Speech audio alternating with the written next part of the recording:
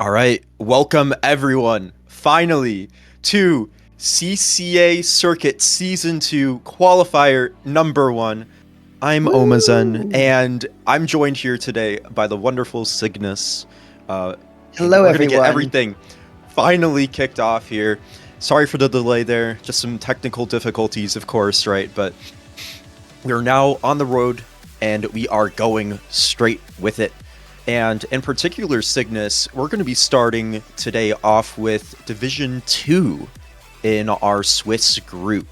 What are your thoughts kind of going into today, Cygnus, and today's sets? Yeah, I'm definitely very excited to see what teams are going to be bringing for the new season here in the CCA. We have VT Enter Salmon against Rekt Roadkrill. As you said, Omazen, a Division 2 match. And I'm just really excited to see some fun Splatoon matches and see whatever we have coming up. No, absolutely, Cygnus, and there's so much like fun to be had, of course, here too with the CCA and being able to play with all of your, your collegiate friends, some little rivals here and there as well. But with these two teams here, we did want to do something a little bit more fun, just to kind of get a little bit of a peek into maybe what's going on in the background with them, maybe like their personalities, right? That's something that you don't always get to get a proper view in on with these teams. And one of the teams here, they just really wanted to note that they are all MLG pros. In particular, that being the amazing people from Rekt Roadkrill. So you know what? Big respects to them on that front. Yeah, also, they love cats too, which, Oh yeah. as a fellow cat lover myself, I respect that. No, absolutely. And a lot of great people here looking to get everything started up. And I mean, I'm excited to see what we get going on here as well. Cygnus, what do you think of our kind of dynamics here in this division? Yeah, well, right away, I'm zeroing in on that V brush coming from Rekt Roadkrill. A good brush player is one of the scariest things I think you could come across in a Splatoon match. So I'm very excited to see what kind of chaos that could cause right off the bat.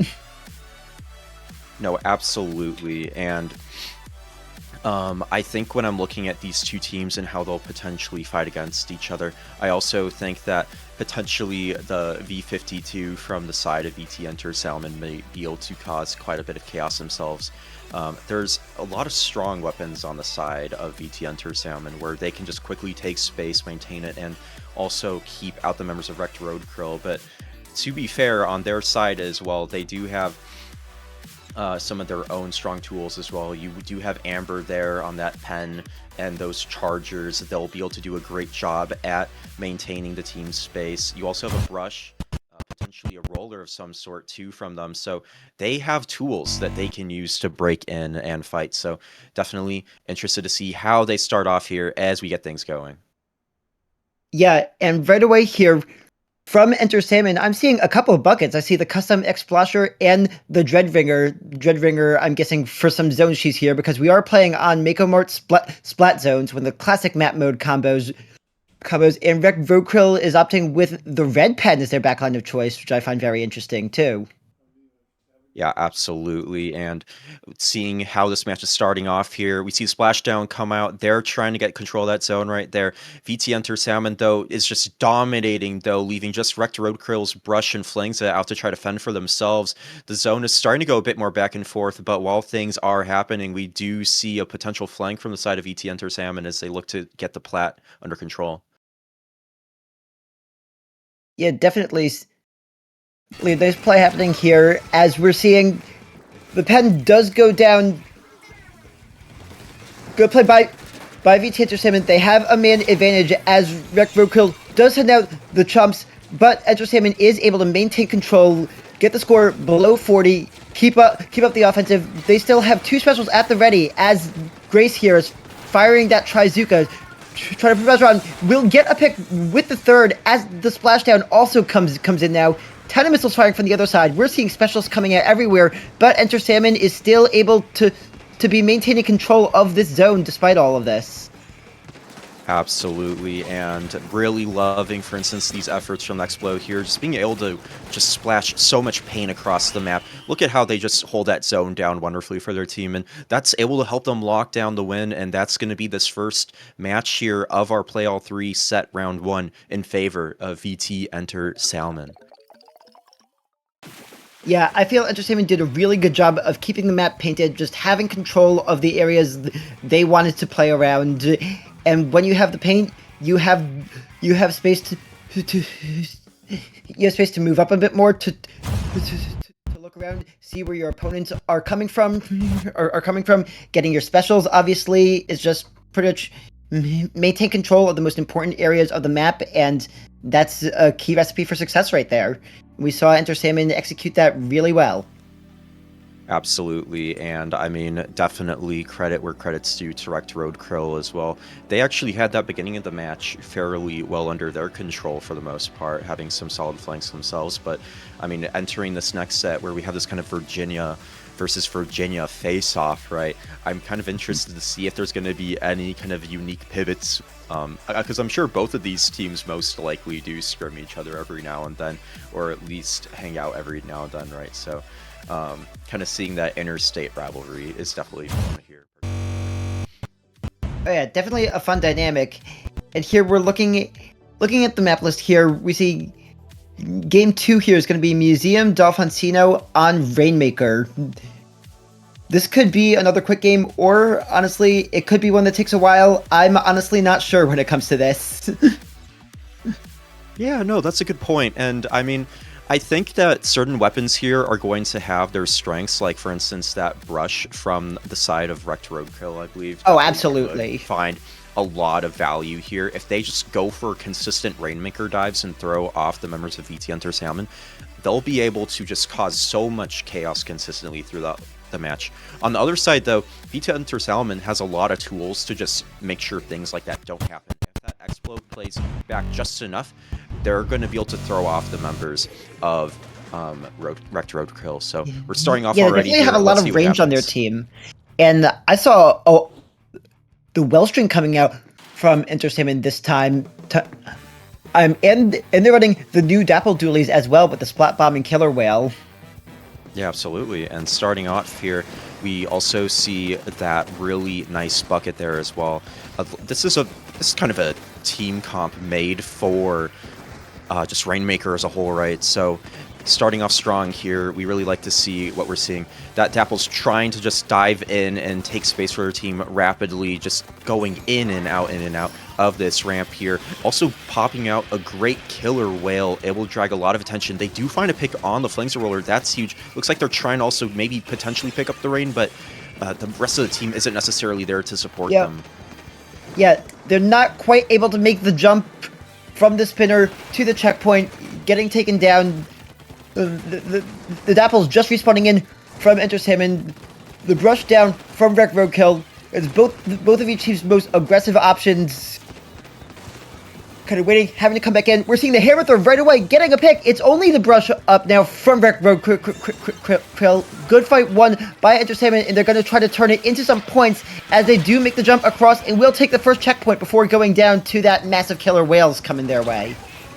Really great effort there, and once again, it's going to come down to like how Rekt Roadkrill can really truly kind of break in. They do have certain tools, but the double roller there is definitely kind of slowing them just down a little bit, and when you have that Wellstring shooting at you constantly, you're going to have to be mindful of where you choose to ultimately stand on the map. Really good effort here from the brush here as well, looking to try to break in. The Dynamo playing off of some of those bombs and pressure they're hoping to bring out, and now we might see an effort from the members of Rekt Roadkrill to try to break into zone. Yeah, definitely, especially with them getting the pick on that Dreadbringer right after it used its Reef Slider. Rekt Roadkrill does grab the Rainmaker. They're looking for an opening. The Dreadbringer goes down. The Splatter Shot goes down in the middle of their Trizuka. As we see, they sneak the Rainmaker past the hammer, getting to the checkpoint, but no, they go down just barely before the checkpoint. They're just a few points back as Enter Salmon is able to regroup around the Rainmaker. It looks like they're probably going to get this pop, as they do right here. Here, the Dynamo Roller and the Pencil are trying to put some pressure down, but the Wellstring is firing back. Wearing a fight here, as Amberler is able to pretty much work out a one for one trade, but Grace is able to go in and get the extra pick. That's a wipeout, and oh no, looks like the brush has disconnected from Rekt Roadkrill as well. Ooh, not what you want to see, and I think we are past the point in this match of being able to safely, just get that potential reset under your hands, and this is going to create an opportunity for the members of Enter Salmon to just really level up the amount of pressure they have, especially when you lose your brush, that main kind of flanking player from Rekt Roadkrill. Not what you want to see at this point, of course, but the Dynamo here doing an excellent job of kind of maintaining the pressure. Really, the members of Rekt Roadkrill seem very strongly united here as they're just spacing out, preventing the members of Enter Salmon from easily moving up. We're actually seeing Enter Salmon trying to take a different strategy now. They know that if they now wipe, that this might create the opportunity for the members of Rekt Roadkrill to really push up. And when the lead difference isn't actually that huge, this actually might create still a possibility for the members of Rekt Roadkrill to get the lead. Yeah, definitely. All they need is like one good flank, one good displacement use, and they could just sneak on through the. They just need to create one gap in Enter Salmon's defense, and then maybe they could sneak through. But Enter Salmon is moving up aggressively, taking a lot more space, especially between all the paint output from this Wellstring and the Dreadringer are coming in. It's putting a lot down as we see the Flanks Roller go down here to the Dreadringer, which is also attacking the Dynamo at the enemy plat as well. And they get the Rainmaker, the Reslider coming in, taking down the Dynamo Roller. The Rainmaker will go down, but it is pushed pretty far back, and we are within the final minute now in this game. Yeah, final minute, and there's not that much time left, of course, when it comes down to that, but we do see the members of Enter Salmon. They are in a great position here. They've been inching that Rainmaker slowly up, but no, Rekt Roadkill's going to say, no, you're not going to get any more points on the board. We're going to try to take control of this now. We see the members of Rekt Roadkill all making a mad dash for this ramp here, looking to push up and gain more space, and the members of VT Enter Salmon are kind of just holding down their spinner with everything they got and allowing an opportunity for the Dapples to also push up, leaving just Amber Alert there on that pencil to just push up and try to hold space best they can. Unfortunately going down, leaving just Guppy there to try to get some space. They do actually find the pick on the Rain. That's going to buy them a little bit of time to get OT and to maybe pick up the Rain again, but now everything's going to come down to this last push attempt with one player out of the question. Yeah, definitely. It's Rekt Roadkrill with the Rainmaker. They're having to hold back on their plat, especially with their unfortunate numbers disadvantage. They definitely are going to need an opening created. The Spider Shot goes down, but the Killer Whale gets on the Rainmaker. That's forcing it to move just a little bit. Overtime timers reaching all the way down. They have to move up now, and the way Enter Salmon was holding back, they were perfectly happy to let the Rainmaker come to them to end the game. Yeah, and still good effort from both sides, of course. The members of Rekt Roadkill were able to prevent, to their credit, a full KO, and even like a strong push from the side of VT Enter Salmon. Really good efforts from both teams. But even though that set's going to go in the favor of VT Enter Salmon, there's still one more game to be had. That could be a potential, tiebreaker type situation if they're in a good spot for it. But things aren't over just yet, Cygnus. Yes, we do have Game 3, and this Game 3 is going to be tower control game on Manta Maria. So I'll be interested to see what sort of differences teams use in their comps. Maybe we'll see a bit more big bubblers. Maybe we'll see the Exploster coming back on the side of Enter Salmon for that triple splashdown, triple ink strikes, or booyah bombs. Just ways to really secure the tower as you move through and either get those crucial points or clear the enemy off the tower at those key points in time around the checkpoints. So are what I'm looking out for heading into this game.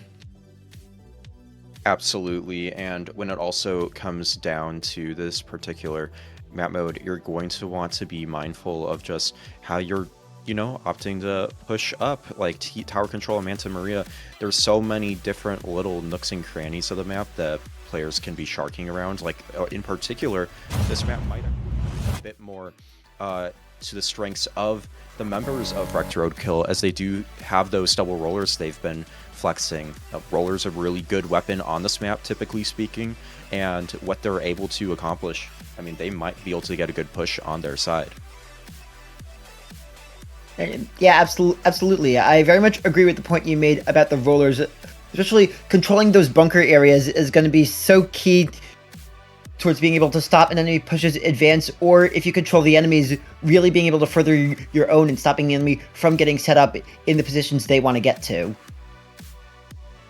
For sure. But, I mean, kind of thinking a bit more deeper into this set, I really think that the members of Rekt Road, they just kind of come together a bit more. They really focus a lot of their energy on the objectives and making sure that the members of ET Enter Salmon can't easily break in. They may be able to find the lead they're looking for, but we're starting off this match now with an S-Blast actually appearing on the side, I believe, of ET Enter Salmon, so definitely a little bit of a shake-up there, but I mean, a shake-up that there's might that be Booyah able Bomb to lead them. Yeah. Give them a quick way to either keep their tower safe or force enemies off it. As we're watching the opening team fight, and the S-Blast does already go down, actually, as we see the brush forcing members out of the bunker with the killer whale. Will end up trading one, going down to a suction bomb to Grace on the splatter shot, who will fire out with the Trizuka before moving up and taking the tower and a very small lead, though both teams not really scoring much yet, as Grace does end up trading with the Flingza roller here. Tower is back to neutral. Yeah, indeed, the tower is back to neutral, but, I mean, this is still kind of anyone's game right now with no points or leading scored on either side. That Reef Slider doing a great job of just getting more attention, just really making the members of Rekt Roadkrill a bit more, a bit more panicky. But, hey, they still seem to have some solid control of their street overall, being able to take out that Booyah Bomb. That's a really good start to just denying the members of Ender Salmon a push of their own. Yeah, absolutely. We're seeing Roadkrill being a bit more patient here, waiting out the Trizuka before moving. Unfortunately, we see the pencil go down to a bomb. It is a 4v2 on the side of Enter Salmon now, as they're able to get the tower back. But this killer whale is going to force them right back off it as soon as they get to it. It's still just seeing a bloodbath happening in mid, as has been happening all game long so far. Yeah, and I mean, at this point in the game, 2 minutes having passed so far, I'm kind of surprised that neither team has been able to find a footing of their own yet. We do see this S-Blast doing a great job of just holding down space really defiantly, although that Flings is going to say sorry, or actually, my mistake, the Gold Dynamo's going to say, actually, you're not allowed to do that just yet. And here's what I was looking for, Cygnus. Oh, yeah. Just the rollers kind of working together to really gain a lot of control in space. The Amber Alert doing a great job there of juking out the Zuka shots and preventing them from getting a pick on them. This is a really good opportunity for the members to come together. Yeah, but in this game, things change quickly. You see a couple members going down on the side of Rekt Roadkrill, and the back and forth continues. It's Enter Salmon pushing now, dodging the killer whale, getting tower briefly back onto that street, and just with a slim lead, continuing to put pressure, such as that Booyah Bomb we're seeing there as these rollers are trying to break through. We see the Reef Slider on the enemy bunker from Enter Salmon as they push it down to 60. The killer whale providing more pressure as they're maintaining their game of hopping on off the tower and slowly but steadily pushing it along to the end of the street. That's at checkpoint point 2, where the next fight is occurring. Yeah, and they have a lot of resources too in order to sustain this push and help it keep moving forward. But the Inkbrush here is going to do their best to try to prevent that. They are throwing out the killer whale. It doesn't find any picks necessarily, but it seemed to have the tower get backed up a little bit, allowing the members of Rekt Roadkrill to move up a little bit. Although we do see the Dynamo go down, that's not a good sign either. Killer whale's coming out from the side of ET Enter Salmon. This is their opportunity to move this tower forward again. Yeah, as they are but Roadkrill is right there. We're seeing the brush fighting a blaster. Both of them will go down on the side, away from most of the action that occurring, as the tower is going back to its neutral position. And here, and we're seeing the pencil trying to make something happen. Rain and Chumps are out as Roadkrill is trying to take area. Ambler riding the tower will go down there. They're both players down a couple apiece, fighting over the tower in mid. Another killer whale and Reslider coming out. The Flings of Roller barely managed to dodge before taking a trade themselves, and oh, that's another disconnect from Roadkrill again, and past the replay threshold once again. I believe it was the same player, too.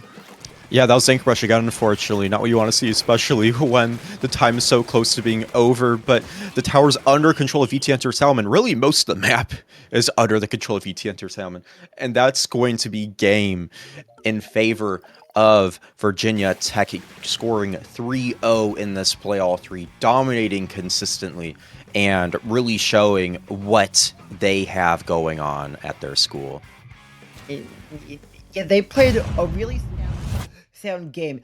They took a lot of space and maintained map control with their paint really well, and they weren't afraid to like hang back and let the enemy come to them on these moving objectives when necessary. They just being able to pick and choose where and when you take fights in this game is so important, and that's a lot of what I saw VT Enter Salmon do really well. And I think what they also did a good job at was being able to constantly keep the members of Rekt Roadkrill on their toes. We never saw them being able to consistently contain and maintain control of mid or kind of the objective as a whole, and that kind of just came down to the strengths of the members of VT Enter Salmon being able to constantly be popping specials in unexpected spots, perhaps even sharking. Like we saw that S-Blast in particular, they did a wonderful job of being able to maintain control of different parts of the map that typically the members of Rekt Roadkrill were wanting to break into or hold themselves. So all those different shark opportunities, all those different opportunities that they were able to take advantage of really played to their benefit, Cygnus. Absolutely. I couldn't have said it better myself there, Omazen. And I mean, still props to the members of Rekt Roadkrill, even though they did experience 2 DCs, not what you want to see. They never really suffered a really huge loss, and I think that speaks to their strengths as a team as well. Amber Alert doing a wonderful job on the pen while they were helping their team move up, and the rollers, a really kind of fun dynamic. You know, you don't see double roller too much, especially the two heavier, relatively speaking, rollers being the Frenza and also the Dynamo. That's a bit uncommon, but I think that it's a combo that against the correct, you know, comps and teams can really just dominate the whole kind of progression of a game. So really good effort from their part as well. I hope to see them in the future, and I really hope that you know, they're still able to get maybe a good set win under their belts today. But yeah, really fun set to watch, Cygnus. I can't wait to see what we have up next. Absolutely. Yeah, I can't wait for round 2. All right. And I mean, Cygnus, when like let's kind of like get the elephant out of the room, right? Like there's the massive elephant off screen right now in my room. It's a new CCA semester, right? It's a new semester even of Circuit. This is the second time we've ran it, and I mean, I think it's fair to say that the community is really excited for what we have cooking. They're really excited for just everything that's kind of in store for us between kind of the adjusted format, right, with our new split system, be it also the dynamic divisions that we have as well. What have you kind of seen from the community that's been a really big positive sticking point of kind of this new academic semester? Yeah, I think something I've definitely seen people being excited about is the multiple avenues in play to make the vaunted circuit finals. We have, as you said, Omazen, we have the split system with splits 1 and 2 allowing you to make it, as well as the last chance qualifier, allowing for like teams to have more consistency. And more chances overall. If you can't necessarily make a qualifier, it's not the end of the world here. No, it's not. And I mean, those different opportunities also help ensure that you kind of end up with the group that is the most competitive for your team and also where you can potentially succeed the best, right? So, I mean, there's inevitably Absolutely. going to be a few edge cases, right, where maybe a team either got under-divved or over-divved, something along the lines of that, right? And that split system is going to offer them the opportunity, whether they improved or maybe they had a little bit of a different shakeup, they can move up or down potentially with the new division system. So, with that all in mind, it really helps place them in the group that's best for them and helps keep their matches kind of as competitively tight as possible. So, I mean, Oh, there's a lot definitely. there's a lot of excitement really with all that, right? Just being able to have that amount of control almost even over your matches is really exciting. So I think heading into the future, I mean, this is of course the first event of 3 of the first split. I think teams are going to be looking for what they can personally do the best. Yeah, this being the first event, I think this is probably one of the most volatile events of the season. In that there's the field's pretty wide open. There's like so much that can happen. We could see teams in like lower divs maybe like steamrolling through early on, getting moved up to a higher division later. You could see surprise upsets. You surprise top dogs coming around. I just think pretty much this early in the circuit season, my word of advice is to expect the unexpected. Yeah, absolutely. And I mean, when it comes down to it, a lot of these different teams are also kind of looking for what they can best do, right? A lot of these different matches are going to offer them the opportunity to just kind of develop themselves as players as well, right? So, just like where can you kind of get the best quality as a whole, and where can you really kind of shine brightest? So, I'm kind of excited to see where that all ends up. But I guess in the meantime, while we wait for our next sets to kind of establish themselves, we're going to be taking a short break here on stream, but we'll be back shortly with some more CCA Qualifier 1 action. See you all later.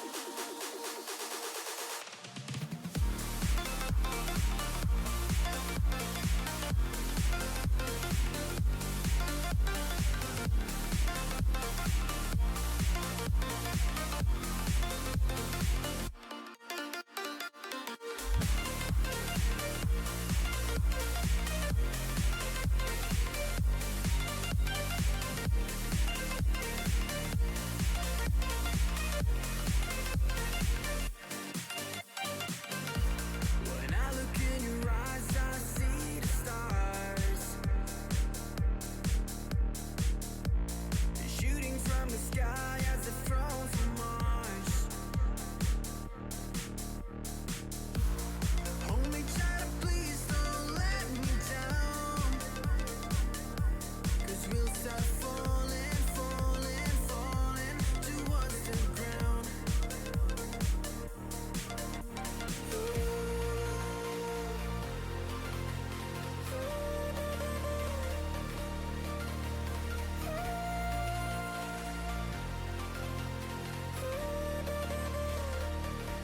'Cause we'll start falling, falling, falling. 'Cause we'll start falling, falling, falling. 'Cause we'll start falling, falling, falling,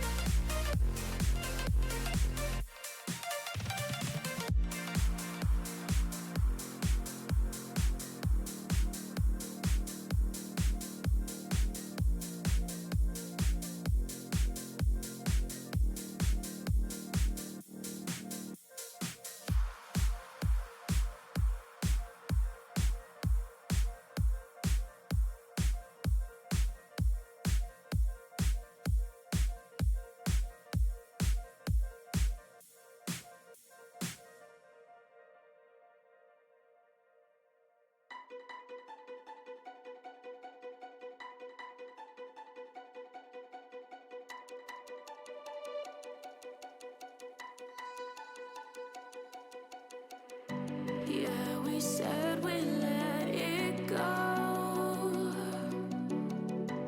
but we settled for the last.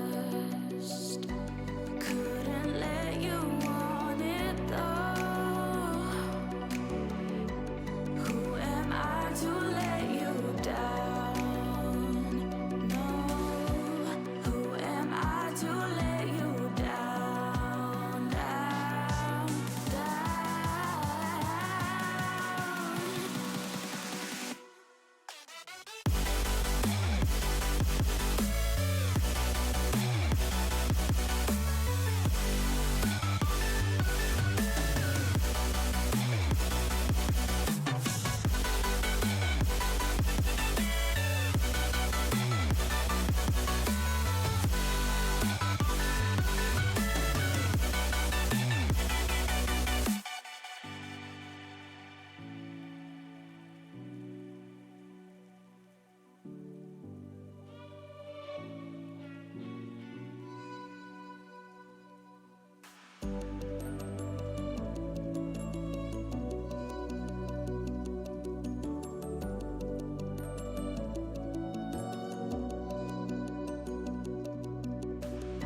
if you let me walk away, maybe then we'd lose it all. No.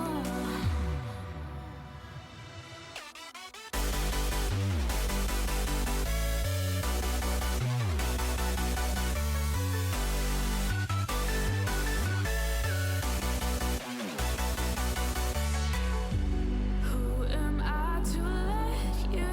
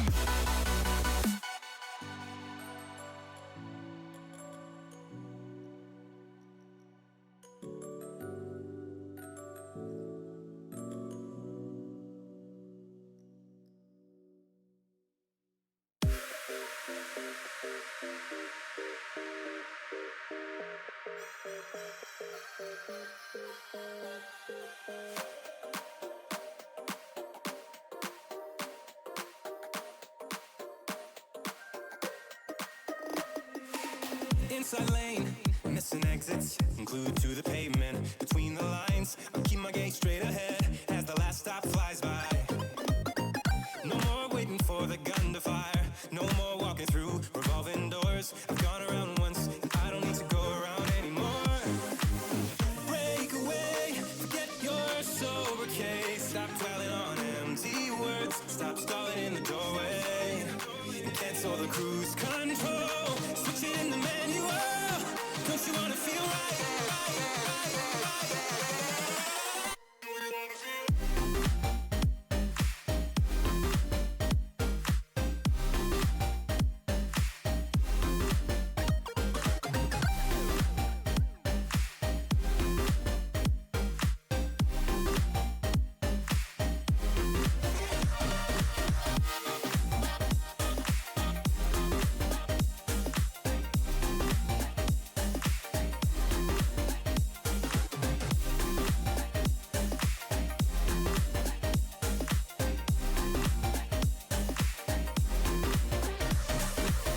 full steam through the setbacks? You can't win them all, but I'm proud I tried. I'm glad we had a dialogue. It's good to shape the mind. Speeding up the pace, turning up the heat. Where I need to be for the first time. I'm taking risks, I'm casting off without a lifeline.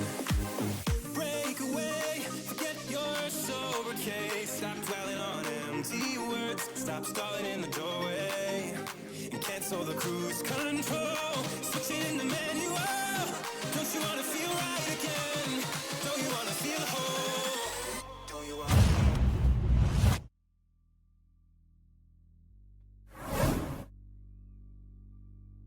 Hello there, everyone, and welcome back to CCA Circuit Season 2, Qualifier 1. And once again, I am Cygnus, joined by Omazen, and we are here for a match in Division 5 this time between Rising Moon and USF Teal. Yeah, we are indeed, and this is actually going to be coming out of Division 5, so a little bit of a switch up there, but showcasing, just the variety of talent within the CCA.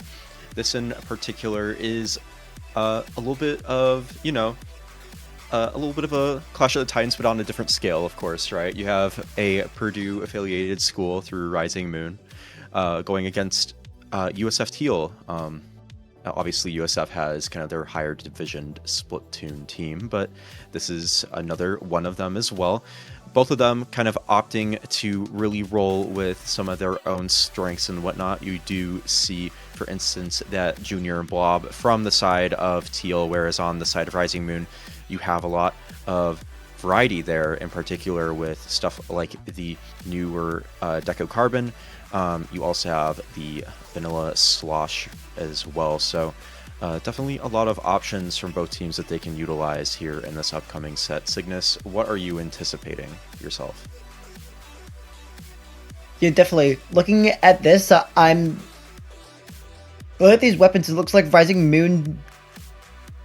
I can see playing a lot more aggressive with with fighters like the slasher up close weapons, like the carbon, or maybe brush with support from something like an MZAP or Junior. It screams to me a lot of wanting to take a lot of fights there. No, for sure, I completely agree with that. And Okay.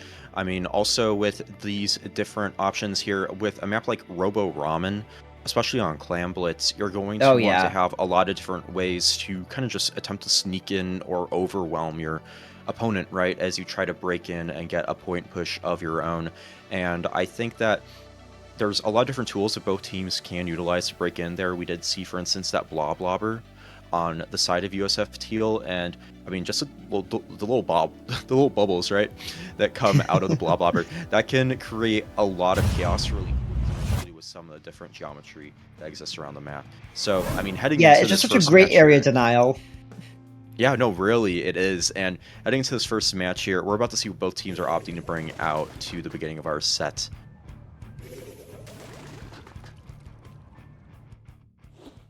And right away, I'm seeing a lot of aggression coming from both sides here. I mean, we have an S-Blast and a Sploosh-O-Matic coming from Rising Moon. We have the Wiper and the Octobrush coming from USF Teal. I think we could see, as you were talking about, seeing a lot of fights happening in this game, as right away we're seeing 3 people down already. The match is like barely started even. Yeah, and I mean, look at the members of Rising Moon doing a great job of just strongly maintaining control and collecting clams themselves here. We do see this Splash-O-Matic from the side of USF Teal trying to break against that, though, kind of break the tide that Rising Moon is set with their own special. Not able to get too much space, but they are able to deny a flank from that Sploosh from the side of Rising Moon. Yeah, definitely. As we see, USF Teal will go a couple members down here, and the Ted Attack is leading the charge here. We'll end up trading out with the edit as the hammer comes out. I think that was from the Wiper on USF Teal, if I saw that correctly. And Booyah Bomb's coming. Special's coming over. That's 3 down on the side of Teal. If Rising Moon's going to push, now's the time. We see the trade happen for the wipe out. Rising Moon will score here to start this off, and they're getting more clams in. We're seeing members swarming around the barrier as USF Teal is trying to regroup and force them out. They will with a relatively smaller score from Rising Moon, getting it down to 71 there. Yeah, indeed, and also here, looking to once again set a new push. Rising Moon is collecting clams once again and is trying to break through the Splash-O-Matic down from the side of USF Teal. That's going to prevent strikes from coming out. That's huge. We do see the headed Splatling do a great job of breaking in, and also that Sploosh just doing what they need to, going through the members of USF Teal and forcing a clam throw. That's going to get more points on the board, 53 in particular overall for Rising Moon, as USF Teal looks to try to create a push of their own with a couple of the members of Rising Moon coming off of their spawn. Yeah, Rising Moon's definitely looking in strong position here, but if USF Teal's going to have a chance, now's the time. They have the hammer throw, they have the Esports coming in. They're able to get a couple picks, but go down a couple themselves, having to reset it a bit. Rising Moon is coming right back at USF Teal. Teal forcing them back here, as they're trying to gather clams, waiting for an opportunity to use Tacticooler, but they have a member down. Make that 2 members down now. Rising Moon doing a good job of taking these fights. But these fights, once again, forcing 2 down. Rising Moon just pushing up aggressively, trying to keep this numbers advantage and position around this pillow near the basket they want to score in, and they're rewarded for that by breaking the barrier once again. Yeah, and they do. Doesn't seem like there's going to be any follow-up on that basket, Cygnus, but it is going to provide an opportunity for USF Teal to try to find their footing once again, although they did just lose their Splatling. That's a really essential midline player that you're going to need up in order to help the push to be sustained. Already, again, we see the 10-to-tech splatter shot. They are pushing up with their team, already gaining space, already gaining a new entry into the basket of USF Teal with a ball in tow as well. Actually, a couple balls in tow with Booyah Bombs and even some additional specials to assist them. That's going to bring down the score to 7-4 already. Just 2 more clams and we're going to see a KO here, Cygnus. Yeah, and it looks like Minty's gathered them right there and deposits them to secure the KO. Rising Moon takes game 1 in convincing fashion. Yeah, really convincing fashion, to say the least. I have to agree with that, Cygnus. And I mean, we just saw Rising Moon in particular just dominate, show what they had that entire match, just with the control they were able to bring, and also just the consistency as well. There wasn't a real single moment throughout that entire match where USF Teal had a push going for them, outside of maybe towards the beginning of it when things were a little bit more scrappy in general in mid. So really good efforts from both sides, of course, but Rising Moon here looking to continue to have the tide go in their favor as we see this set continue on, Cygnus. Yeah, definitely. once things got settled, as you said, Omazen, I noticed Rising Moon playing a lot around the pillow near the basket. Skit. Gathering clams to get up to that area, and then being able to push, and then being able to get an opening, get them maybe 1 or 2 down, and that's when the scores happened. No, absolutely. And I mean, also just the special output, I think, from the side of Rising Moon helped them tremendously. When you have so many heavy painting specials, you can cause so much chaos so rapidly. And that was a big strength of their comp. They had the triple ink strike in addition to a Booyah Bomb. That's a lot of chaos you can cause very rapidly. And when you up against what USF Teal brought to the table, they're going to have to figure out a way to help ensure that those specials don't pop as frequently. But starting, we are going to be going to zones Umami, I believe, on this next game. Already starting it up. Let's see what these teams are bringing to the table. Yeah, much more open environment than the last game was in, definitely. Yeah, much more As we're open, seeing- and there's not going to be too many clear opportunities to try to sneak through either. Yeah, it looks like Rising Moon is running back the same comp, but from USF Teal, we're seeing a Slosher, we're seeing Dapple Dooley's Nouveau coming out, we have the Orange NZAP now, definitely some changes there. Yeah, for sure, and these different kind of specials that we're going to see, it's going to kind of really just kind of create the tide. We do see the Super Chumps come out from this orange zap here, looking to try to get control of the right zone, but Squishy from the side of Rising Moon on that heavy edit Splatling is going to just deny it entirely, moving up wonderfully with the rest of their team, who's able to get some chip. Squishy finishing the job by taking out some members of USF Teal and maintaining control for the team. Wonderful job. We're going to see now the members of Rising Moon try to break in, move up themselves, and cause some chaos on their own. Yeah, and they do have a tactical to help support that too. I mean, just look at the running speed on this heavy edit with that tactical boost. It is insane. But we see Super Chumps doing a good job of pinning the area. We have 3 Slider coming up. This is Teal's chance to take zone here. Here, although maybe not quite able to capitalize as Rising Moon is able to maintain pin control enough to get their strikes and get their hammer in and use their specials to turn this back around in their favor.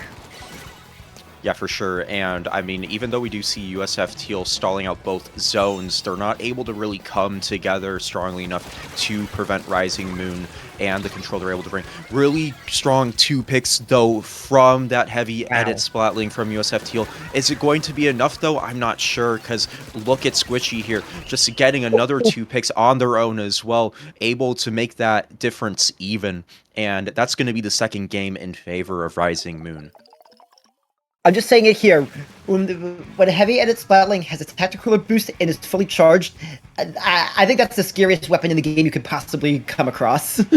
No, really, like, if you're in its range and if they know how to aim, right?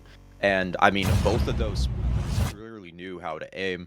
That's really scary if you're a frontliner trying to break through and also get maybe them out of the game for a few seconds. So really strong efforts from both teams, although we did see Rising Moon, they just kind of had control over both zones, or at least one of them for most of that match, right? And if they're able to carry that just overall map control that they've been dominating with this whole set Cygnus, I think that Humpback Rainmaker is probably going to be almost a walk in the park for them. Yeah, I could definitely see them having a good time on this map. And as you're saying, that map control is so important. It's letting them get away with things like having tacticalers up very far up, more on the opponent's side of the map. Because they have all that space and control, they could get that far up set up with their tacticalers and use that to maintain that control for even longer so they can pursue the objective. And that's what Rising Moon has been doing a really great job of in these first 2 games. Yeah, for sure. And I mean, when it comes down to Humpback Rainmaker as well, you also have to keep in mind what kind of resources you have available. This is a map that can get snowbally very fast, right? It's kind of just a big race to each team's respective final check. And if, for instance, Rising Moon, if they get a little bit too comfortable, maybe the members of USF Teal may be able to bring out kind of their own surprise play of themselves. I think we've seen, in particular, some weapons with Reach Slider from the members of USF Teal. If they opt to actually, really go home, or go big or go home with it, they might be able to, just prevent a push entirely from Rising Moon, or even just catapult their own push for a huge lead as well. Yeah, definitely. Restart could definitely be big here, coming from something like a Dapple Dooley's Nouveau or a Dreadringer, as we've seen them with. I definitely agree on and I think that's something worth looking out for. Also, just with this map, I mean, being able to hold down one area is so big. I think these heavy edit Splatlings and the duel that's been going on between them is going to continue here.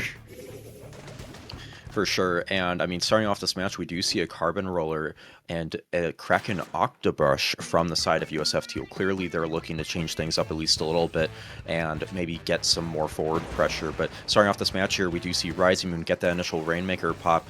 The Splash-O-Matic from the side of USF Teal trying to prevent a push towards their check, but they do go down. Rising Moon just already 20 seconds in this game, not even getting the first check for their team. Yeah, I saw Minty there on the 10 attack doing a really good job holding space even further up front of the checkpoint, being the vanguard to enable their team through, as we're seeing USF Teal trying to stop the Rainmaker with the Kraken. They will get the charge kill. That's 3 members of Rising Moon down. That's a delayed wipe there. Really good Kraken coming from this Octobrush player on USF Teal, and this is their chance to deal some damage of their own now. Yeah, absolutely. And I mean, being able to also get that pick on that Tentadeck splatter shot, that's huge. Because obviously they were just sharking there. They were hoping that they could maybe get away from the Kraken and not have to worry about it. But the Kraken just knew. It had that sixth sense, right? But heading into this push once again here, despite that stop from Teal, Rising Moon is still looking to march forward. We do see the Ink Strikes come out. The Octobrush trying to prevent the Rainmaker from moving forward anymore, but they do go down. That's a massive pick there. Yeah, massive pick indeed. Splash-O-Matic is left to fend for the check alone, but they actually do find the pick on the Rainmaker. That's going to buy a little bit of time for the members of USF Teal to maybe stall out this push a little longer. I'm surprised that Reslider didn't pick up the kill on the Splatling there, honestly. But Rising Moon is able to knock it out nonetheless and finish this match with a score of 3-0 in their favor. Very, very well played. And I mean, once again, I think it just comes to just showing the strengths of Rising Moon as they've been able to just as a unit in control of the map. Even when things were getting dicey and they were even getting wiped out, they were able to very quickly get back to those powers positions, right? Where they were able to just kind of catapult the next push. The members of USF Teal still did a great job in their own regard. I think moving forward, I think something that they could definitely kind of take away from this match is just how they can play some more effective kind of power position flanks of their own too, and helping ensure that the members of teams like Rising Moon aren't able to necessarily hold them for as long. But regardless of any of that, still good efforts from both teams. And definitely look forward to see what they can accomplish in the games to come of Qualifier 1 today, Cygnus. Yeah, definitely. I think this set showed that Rising Moon is definitely a team to look out for in Division 5. They're able to play together really well, having a good mix of a lot of aggression, but not pushing up too far. I really liked what I saw from their game today. Yeah, absolutely. And also just a really good showing as well from, I really want to highlight just the heavy edit Splatlings from both teams. Like, they both really did a wonderful job of playing off of their team's momentum. Even when USF Teal was kind of on the back foot a little bit, that heavy edit was able to do such a good job of getting team picks with their group and being able to just catapult the control that they were still able to gain forward. And I think focusing on, you know, the just things like that, right? Those things you did right, and moving forward, that's going to do a lot of good for you moving forward into the future. So really good efforts from both teams. That's going to conclude Absolutely. round 2 of Qualifier 1 Swiss groups today, but we're going to be back shortly. We're going to go on a short break, and we're going to be back with round 3 in just a little bit. See you all later.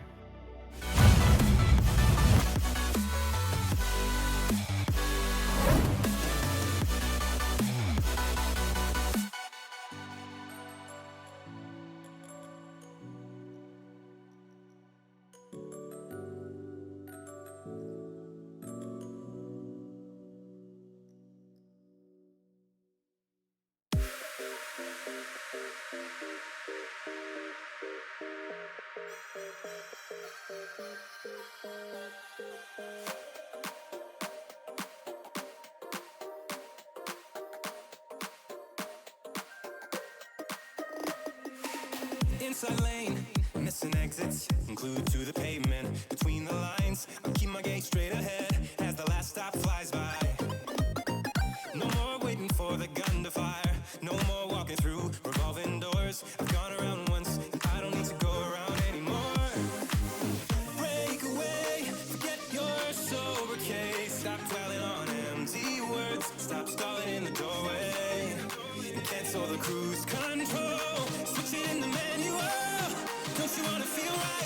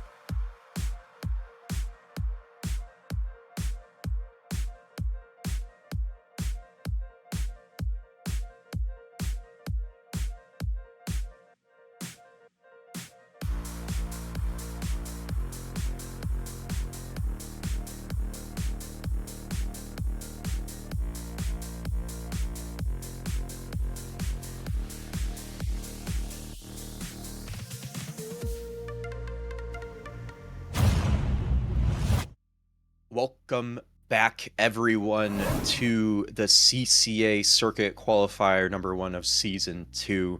We are covering a Division 5 match here today with the members of Heidelberg Esports going up against Idaho Varsity. Yeah, another exciting Division 5 match. I'm really excited to see what these teams are going to bring. I'm looking at the weapons listed. I'm seeing a lot of paint from the side of Heidelberg right away. Seeing the NZAPs, the Frozen Pro, even the splatter shots can paint a decent amount. And looking at Idaho Varsity, I'm seeing looks a bit more aggressive here. Yeah, it does look a little bit more aggressive. I think I would agree with that. You do have a lot of different tools, like those different dualies, right? You have the vanilla dapples, which can just quickly dive in. You have the newer splatter shot with the Kraken, where it can just rapidly put out pressure with its burst bombs. You also have, for instance, the new Winter Rapid Pro. That's a pretty strong weapon that we've been seeing quite a few different teams across the entire Splatoon competitive scene pick up recently too. Although, you know, to be fair, on the other side of everything here, we do see a Frozen Pro. That's a newer weapon in the grand scheme of things in Splatoon 3 that's really found its footing and being able to just output a lot of consistent pressure as a midline. And you have a lot of other weapons there that can put out just a lot of paint really rapidly. I think, Cygnus, what I'm taking away from these two comp dynamics from what we're able to gather so far, Idaho Varsity really has a strong footing on kind of just getting the picks they may need. But on the other side of kind of everything here, Heidelberg Esports may be able to overwhelm them a little bit more on the paint side. That's just an initial analysis I have, but obviously we still have an exciting game to take a peek in on with Tower Control Undertow shortly. Control Undertow is definitely an interesting one. It's not one you see quite as often in Mapless, but I'm very excited to see what's happening going in here. And right off the bat, I see a Rapid Pro Deco, I see a Kraken Octobrush, along with a T-Tech and a Junior from the side of Idaho, and actually both sides bringing a Kraken here, which I find pretty interesting. And just trying to bring that tower a bit further along. Even with the knockback, it's still a good tower riding option. Yeah, it is indeed, and this Rapid Pro able to just output so much pressure from that left snipe, able to just ensure that the members of Heidelberg Esports aren't able to quickly get control of the tower. But if you have a Kraken special, you're going to be able to just kind of do whatever you want anyways. This is going to enable the members of Heidelberg Esports to just continue this momentum of the tower as they march forward here, Cygnus. Yeah, Heidelberg comes out, but they are scoring points. They're approaching the next checkpoint, but they are a couple numbers down as they are coming back. We're seeing Jammy was able to get the kill onto the Hydra, bled put out the Hydra on the heavy splatling there. My mistake. As Idaho is escorting this tower back to mid and are gonna look to make a push of their own, backed by this killer whale here. They're at checkpoint point one. Unfortunately, just having a couple numbers going down on the tower there to that heavy splatling, as the Rapid Blaster is providing further pressure, and Heidelberg is retaking in control, trying to retake the tower, stopping Idaho as they're getting on it and maintaining their own pressure. Yeah, and they are doing a good job of that so far. We do see the members of Heidelberg looking to ready up another tower push, although that bucket's going to go down to that killer whale, not what you want to see. And the bubbles also popped out for Idaho Varsity. They're looking to kind of maintain control and get a push of their own setup here. This junior doing what they can to hold down the tower, just juking out that Kraken too. That's What pretty move? fun. Yeah, that's a pretty fun little sidestep. I didn't necessarily think that they would live that just because of how big that hitbox can sometimes be on the Kraken. Yeah, well, when the Kraken's involved, anything can happen. You can see big picks. You can see it getting juked. You can see it getting pushed back or controlling the entire objective. It could go any way really with this special hit Kraken. As we see, Idaho is now progressing past checkpoint 2 and is starting to move further along, getting into enemy territory, though. This is where Heidelberg gains the high ground on them. It's always tough getting the tower past this point in particular, Omazen. No, it really is, and I mean, having something like an Octobrush, it may not seem like the best tower rider at first glance to some, but it's able to just create so much AoE so quickly. It does ultimately go down there, but that Octobrush was still able to lead the team to a remaining score of 24 points. Not bad at all. The Blaster here looking to help the team maintain some control over the spine, although the triple ink strike from the side of Heidelberg is going to prevent them from being able to hold that for too long. We do see quite a few tools still available on the side of Heidelberg Esports. This may be their time to break back through.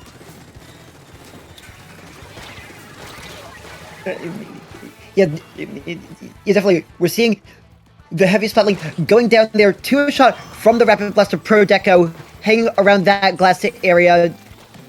They'll pivot over now as they're looking to stop Heidelberg on the tower. They do manage to push the Kraken off the tower and manage to get the tower pushed back bit by bit, but the Rapid Blaster Pro Winter on the other side will cause some havoc of its own, causing Idaho to go a couple more down. Yeah, absolutely, but I mean, this Kraken doing an excellent job of making sure that the team can find their way to that checkpoint. Although that there is the junior on the tower, that's going to not be enough to prevent Heidelberg from still holding down this control of the tower. The splatter shot waiting for the heavy to come back in. The two trying to work their best together to have that tower keep moving forward. They're past the checkpoint sickness. It's just it's so anyone's close game. now. It really is. Who can stay up the longest? That pick could be really big there, though.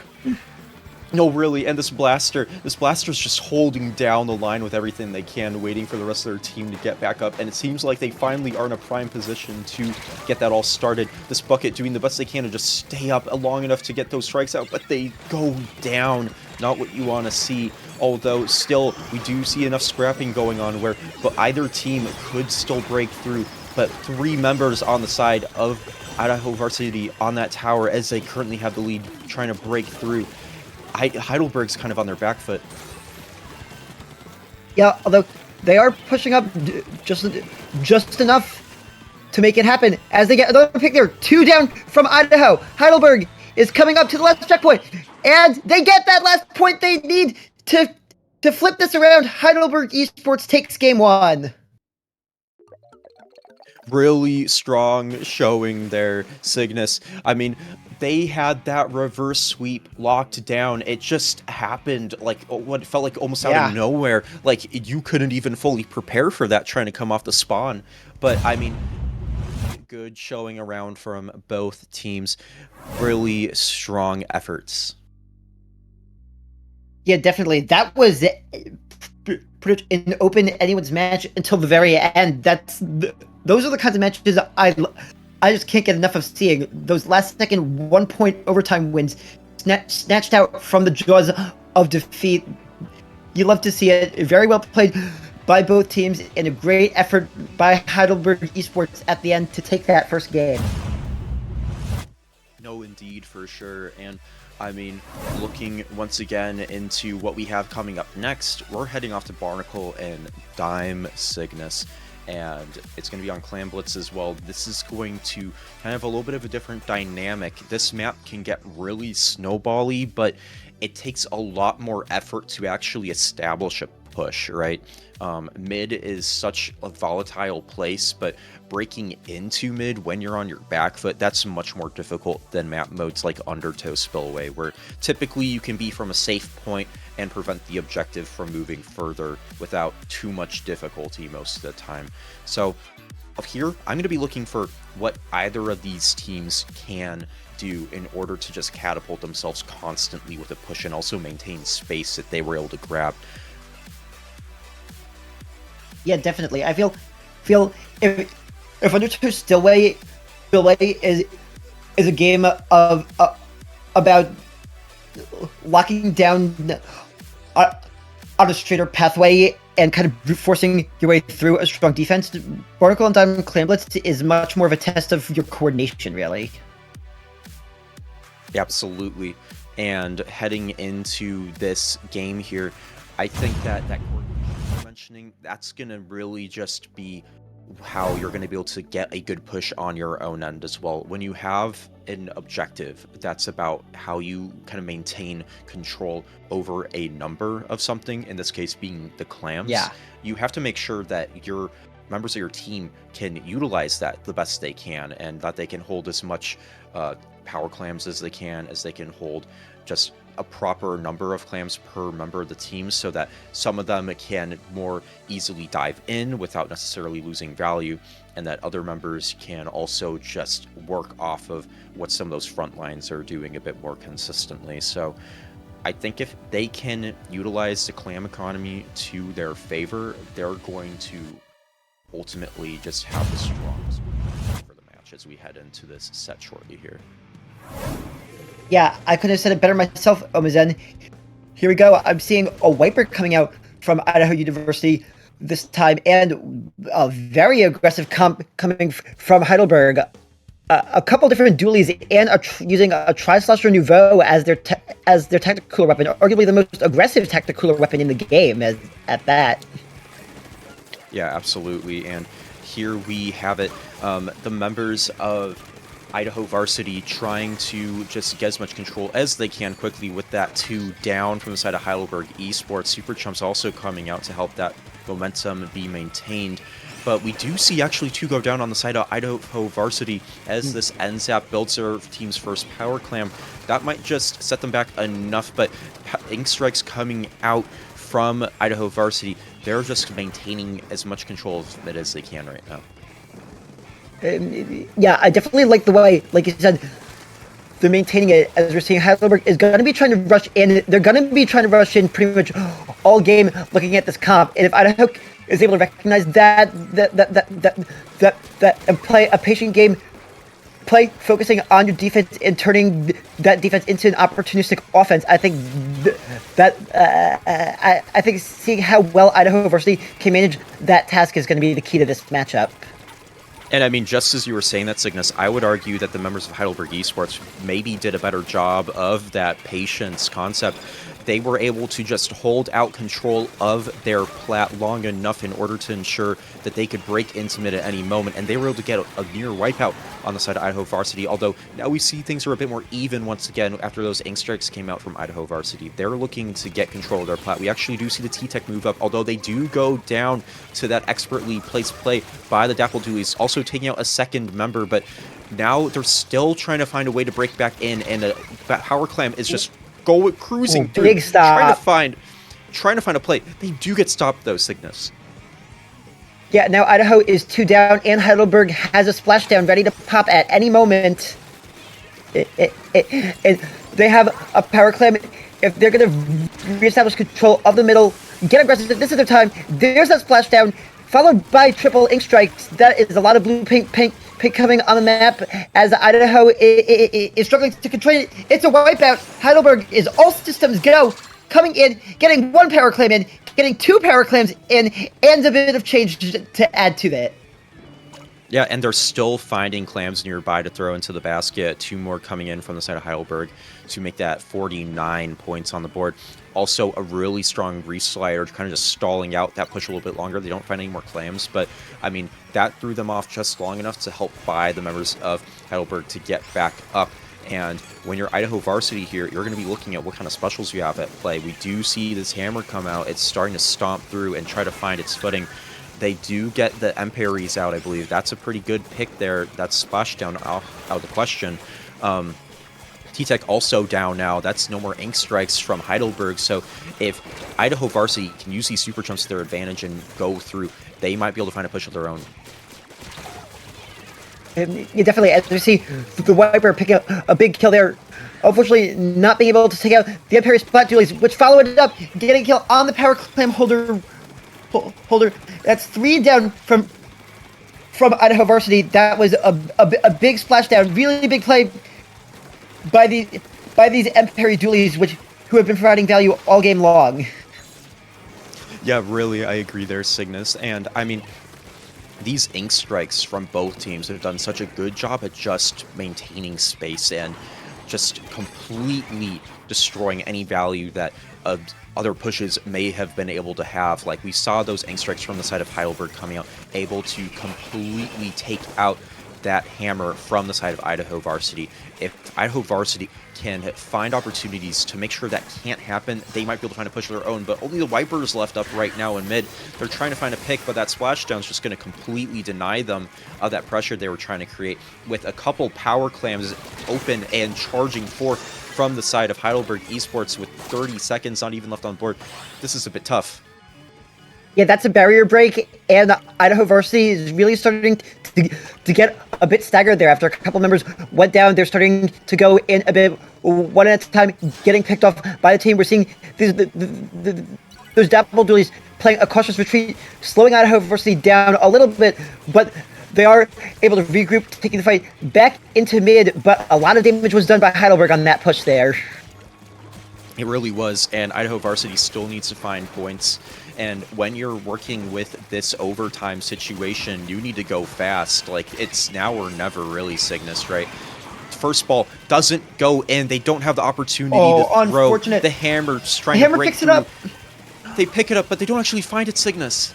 Oh, very unfortunate. And there were still multiple members of Heidelberg Esports who were right there, just able to take it, and the heavy splatling narrowly missing out on picking it up before it goes away. Unfortunate for Idaho there, and that is Heidelberg Esports with a 2-0 lead in this match. I mean, good showings from both teams there, but when it really came to putting the pedal to the metal, right, Cygnus, I think Heidelberg Esports really did a great job of being able to utilize their own just specials and being able to take control of the just basket as a whole from the side of Idaho Varsity. But Idaho Varsity also doing a really good job of their own by utilizing specials like those triple Ink Strikes, right, in order to prevent the members of Heidelberg from getting as much value as maybe they were looking to get out of it. So overall, strong showings from both sides. This set win is technically going to go in the favor, of course, of Heidelberg Esports, but there's still that play all 3 final game opportunity here for Idaho Varsity to maybe get this into a 2-1 situation. Yes, and game 3 is going to be on Hagglefish Market, and with those 2 possible flank routes on the alleys, I'm really interested to see how this one is going to go. Will Idaho be able to adjust to Heidelberg's aggressiveness, and will they be able to turn this around and pick up a win in game 3? We'll see.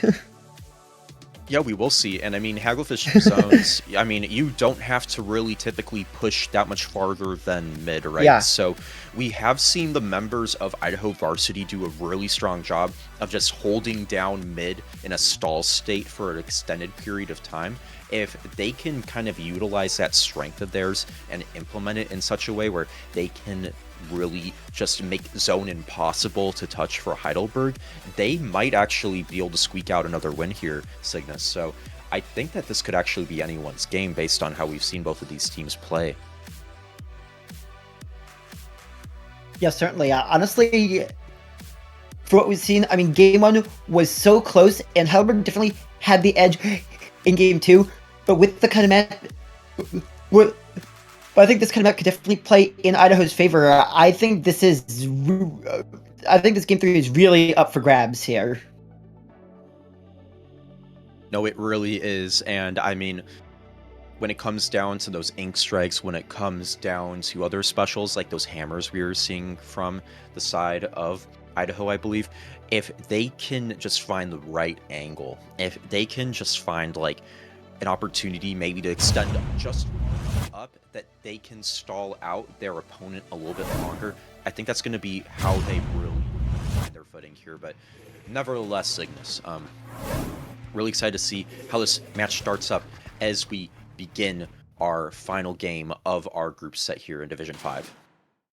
Yeah, and that is an E-leader. We're going to see that sitting atop the glass tent a lot in this game, and I think a lot of this is going to come down to Idaho Varsity's ability to either move it or draw its attention somewhere else.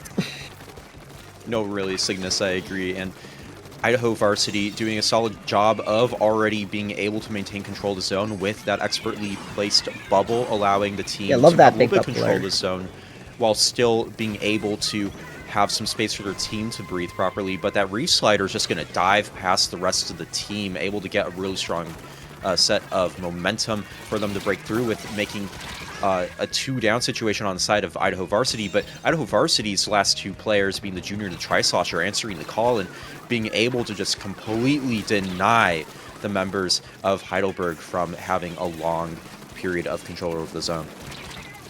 Yeah, again, another very well-placed bubble, more towards the back of the zone, being harder for Heidelberg to be able to break into, and they're able to use the turn to the advantage, have the brush hiding around the corner in front of the bubble. Love the placement on that, and that's a big part of why Idaho Varsity is up to this early lead in the game. But here we see what the E-leader is capable of, making a couple splats from all the way back halfway across the map, not even really having to engage with them up close there. That's what a good E-leader can do. No, really, Cygnus, I agree there. And just what they're able to accomplish so far here. Heidelberg able to still stall out that zone long enough that Dewey's trying to find a flanking opportunity, but not able to quite get it. This other Dooley's here doing what they can to stall out the zone just a little bit longer, trying to find that re-slider too. Once they get that, though, that might provide just this window of opportunity that Idaho Varsity is kind of hoping that they can't find. But that Kraken is just going to stall out this mid a little bit longer. Yeah, unfortunately though, by going into Kraken, that's a lot of paint output lost out as Heidelberg is maintaining control of the zone. And it may look like a pretty decent point gap, but that counter goes down deceptively fast here. And Heidelberg is less than 10 points away from turning it into a lead in their favor. Here we go. That is a lead shift as Heidelberg Esports is able to press up ahead of the zone and establish their own foothold here. No, really completely agree there. And the different members of both teams kind of just going down in that fight for mid. Idaho Varsity looking to do what they can to stall the zone for just long enough. They will find that flip, Cygnus. That's pretty big because Heidelberg Esports was just about to make this a 3-0 situation, but with two of their players now being down, both of those being the Dooleys who are constantly looking for those flanking opportunities, this might just be the window they need to stall out. Yeah, definitely. The timer's at 4. Heidelberg is back in control, trying to work through this big penalty here. As Idaho is finding themselves 2 down, they're going to have to be careful not to try to stagger here. The Brush is able to take just a 1-for-1 with the 10 attack, as both Dapple Dualies from Heidelberg have their specials ready. That's a tactical and a reef slider at the ready here. The Wavebreaker's going to come out from Idaho as they get the E-leader, and oh my god, what even happened there? I just saw a whole bunch of death messages. I'm not even sure what happened there, but a lot of bodies just went down in this game, and Idaho Varsity is back in control of the zone now.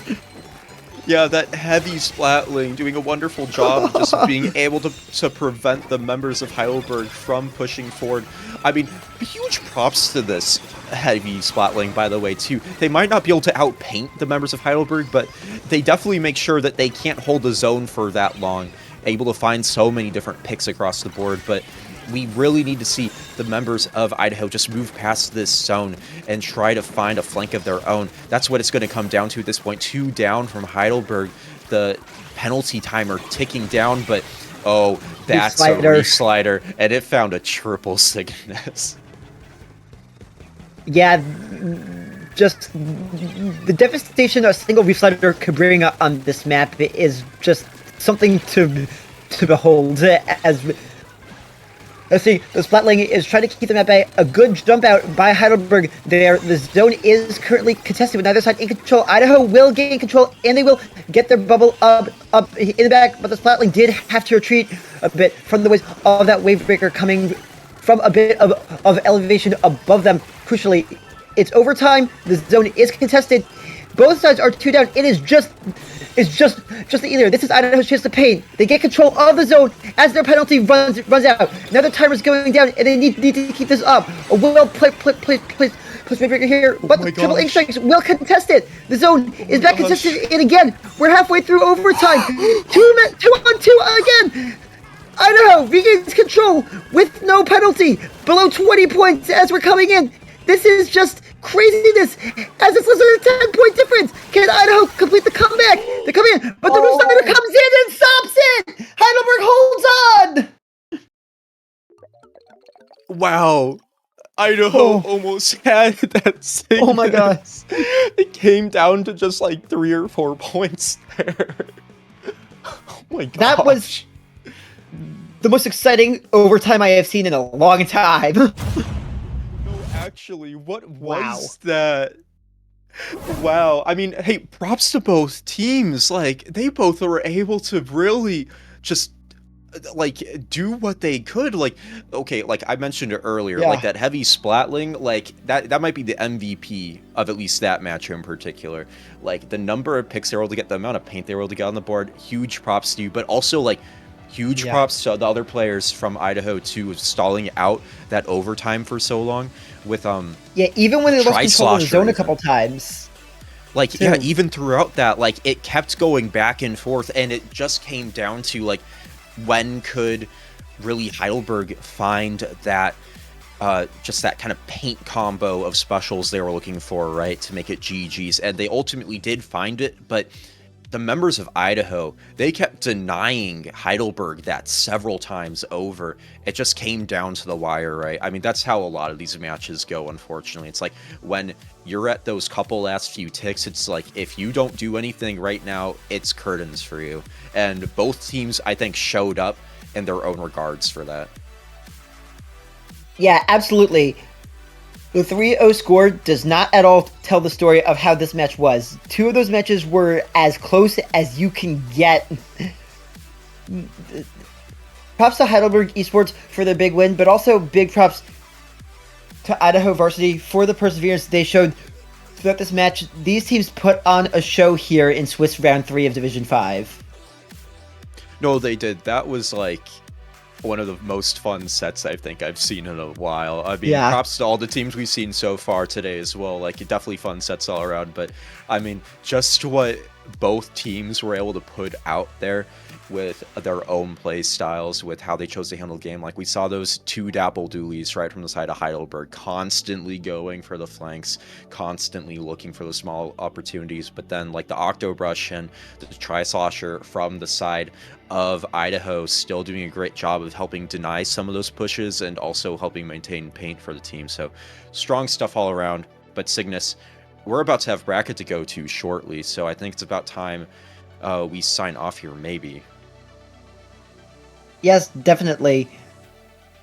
Where can the people find you, Omazen, online on? Yeah, no, on absolutely. The socials. Feel free to plug yourself. Yeah.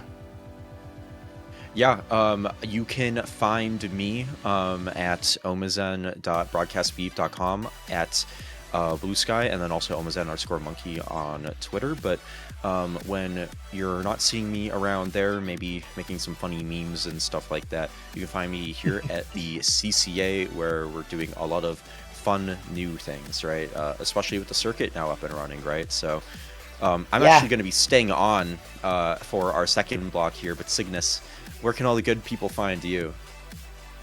Yeah, you can find me on Blue Sky at CygnusX1018. You can also find me in the CCA server as well. I'm always around. I'll always be happy to chat, chat, have a good time, and help the CCA deliver a good, fun product. And this was a blast being on the call with you, Omazen. These games were really fun, and I'm looking forward to a fun bracket stage in here in Circuit Qualifier 1. Absolutely, and we'll be seeing you all shortly for bracket stage shortly. See you all in a little bit.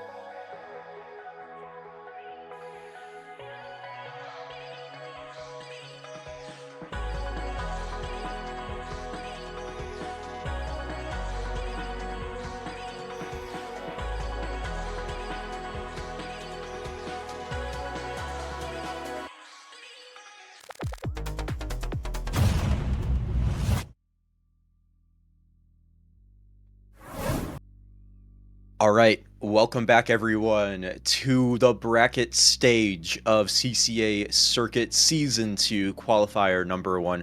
We're going to be covering Division 2 as a part of our IPL stream today, but I'm now joined by the wonderful Astro Dwarf. Astro, how are you doing today? Doing pretty good. I am ready to watch some Splatoon. Yeah, honestly, there's not much else to be said. After a long introduction like that, I think you pretty much covered all of my bases.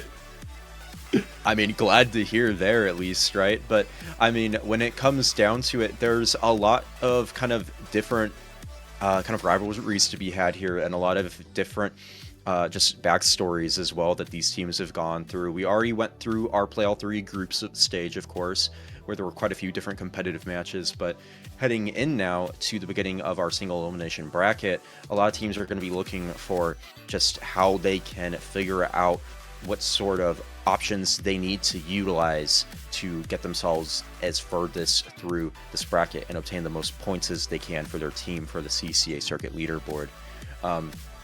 Astro Dwarf, we're going to be starting off today on Rainmaker Scorch Gorge. Is there any sort of insight you have on how a team could best kind of make a stand of their own on this map mode? Ooh, on a map like this, there's a very prominent choke point that anyone who's played this map is very aware of, being on that sort of court area where that first checkpoint is on the right side. What's going to define this game is, are players going to be able to push past that, or are they going to be stuck in a little bit of a stalemate in those areas? Another key area to look out for is sort of the left bridge going from mid to the plat area. That can be used as a flank for when you're stuck in this area. If either team can successfully use that area, it can pull a lot of attention and allow them to break out of those chokes by that checkpoint. And whichever team is able to do that best probably will have the better lead. I completely agree there, Astro. And I mean, also a lot of the different things are going to come down to this map are also going to be like how the different teams can kind of find their own just consistent pushes, right? I think a big theme that we've seen so far today on stream is the teams that kind of come out on top are the ones that can not just hold down mid or keep it in a stalemate, but they can break past it and rapidly excel from there and get as many points on the leaderboard as they can. So on a map mode like Rainmaker here, I believe that's going to be how a lot of these different matches come down to. We have some interesting comps here. We see, honestly, a charger that I don't see too often. Is that the camo charger? It has Crab Tank on it. We also see Dapple Doolies being offered as the cooler option on the side of Drexel Gold Splatoon. And immediately these Dapples get an immediate cooler with 170p cooler and immediately diving in just like 20 seconds into the game. We're seeing already picking up the Rainmaker on the side of Drexel Gold, and this is quite an early push for Rainmaker. Generally, pushes don't happen this fast, but this Dapples is diving in over and over again, and that's a wipeout, unfortunately, on the side of Drexel Gold. It's very difficult to push up onto that plat area. You need to make sure that you have your specials and you're able to, like this, triple ink strike, have your specials and be able to clear out the enemy team first before trying to push up into there. No, I completely agree there, Astro. And I mean, look at what already Drexel has been able to do. They completely stopped that push from WPI, even though they did find the check, and they're looking to come back on their own as well, utilizing those ink strikes that they had earlier to help deny that push from going any further. But this charger here looking to maybe get a sneaky snipe on the members of the Drexel Gold Splatoon team. They are able to take out, I believe that's Splattershot Pro earlier.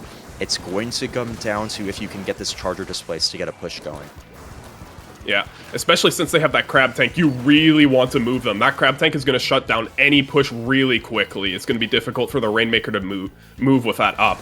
It looks like we're in a little bit of a stalemate right here. Oh, but a huge bubble from the roller coming up. That might actually get them this checkpoint. Oh, but it does look like someone just narrowly killed the Rainmaker right before it could get onto the pedestal. But still, Drexel Gold gets the checkpoint by diving the Rainmaker at a very short, like 3 meters into the checkpoint. No, they do, and I mean, they were just narrowly not able to get that because of that really strong play from both sides where they had those Booyah Bombs come out. It was able to take out the rain, but was also able to provide an opportunity for Drexel Gold to stay up. But, I mean, now, once again, both teams just kind of sprinting at each other really rapidly like we were talking earlier. WPI doing a great job of being able to just take out members of Drexel rapidly. This Rainmaker trying to find a way up the ramp. They don't necessarily get all the way up there, but they do find a really strong push. Oh! 9 is a huge push on this map. I was going to say 21 was a huge push, but someone sneaked the Rainmaker in once again to get a few more points. I don't know if we're going to see much higher than that this game. Often I see this match can stop right around the first checkpoint, but I like what I'm seeing, how fight heavy this game has been so far. It's very contrary to what normally this game mode is played like. We're going to see that WPI GWU is going to be taking control of mid. This Dapple's desperately trying to get a pick. Oh, that's one pick, and there's 2 jumps right here. That's enough. That's 3 kills for the Dapple Doolies. That's going to be massive for Drexel Gold being able to retake mid. Oh!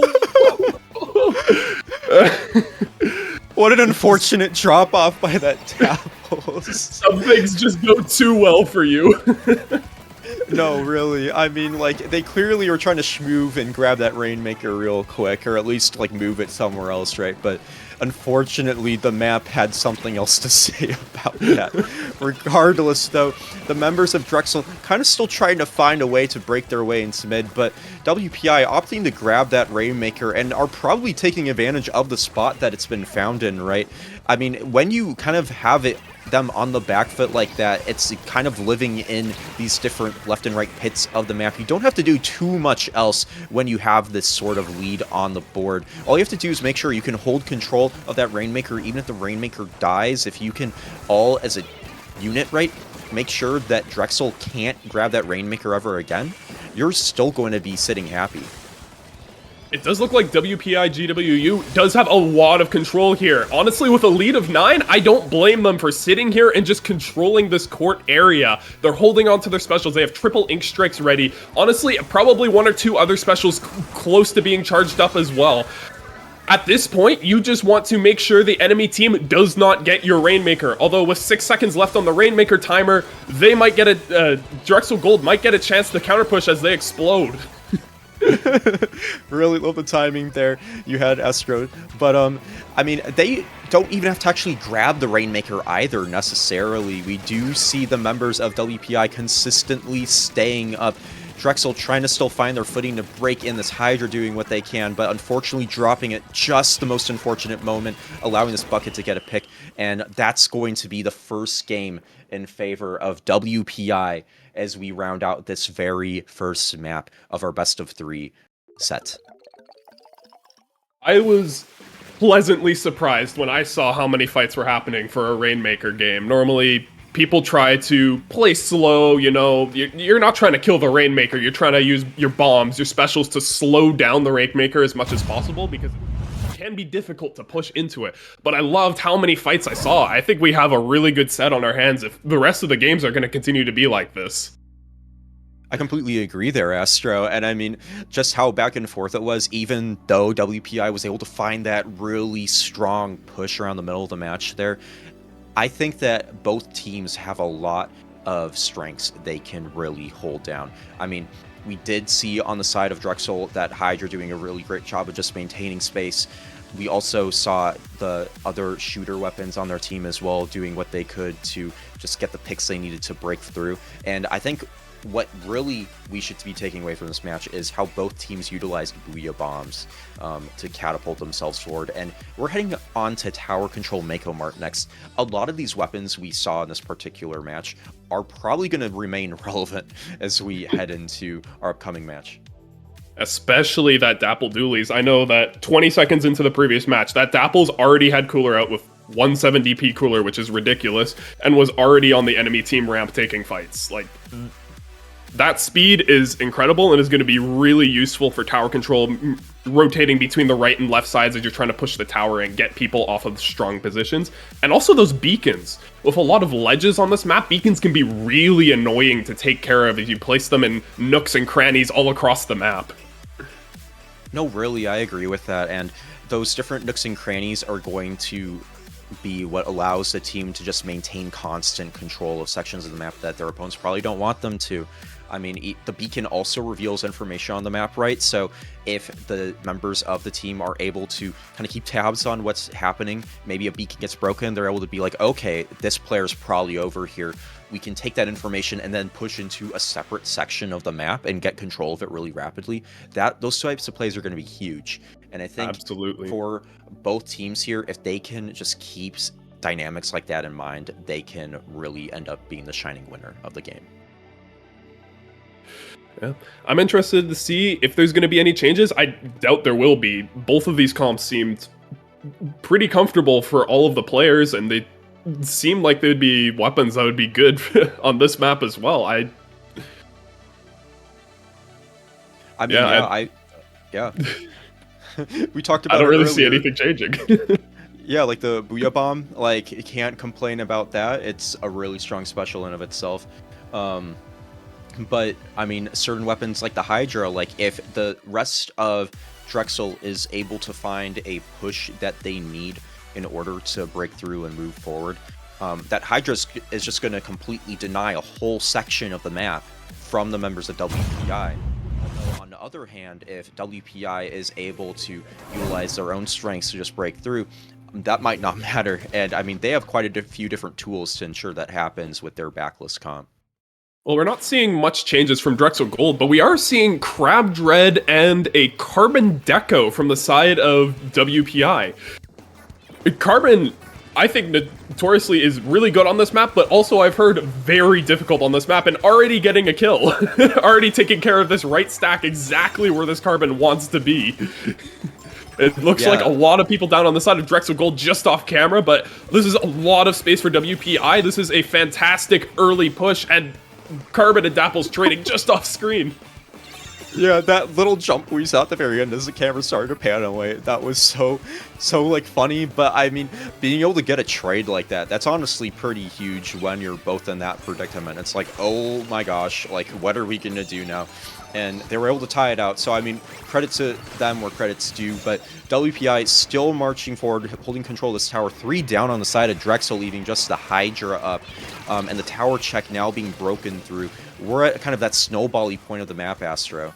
Yeah, I mean, especially when you have a Carbon, actually 2 people inside your spawn, like, how are you going to take care of that? This is a snowbally part of the map. This Carbon refuses to die and is just getting in all of those annoying spots, and another Zuka coming out. Somebody needs to make a hero play soon. This is in knockout territory. Drexel Gold is... Honestly, this roller might have the hero play, but Drexel Gold is kind of in a scary spot. 13 points, 1 checkpoint remaining. That's not a lot. Yeah, and I mean, that hero earlier might have been Meat Bear on that vanilla Splat roller, who was able to find 2 on the tower, but I mean, already we do see them unfortunately coming off a spawn.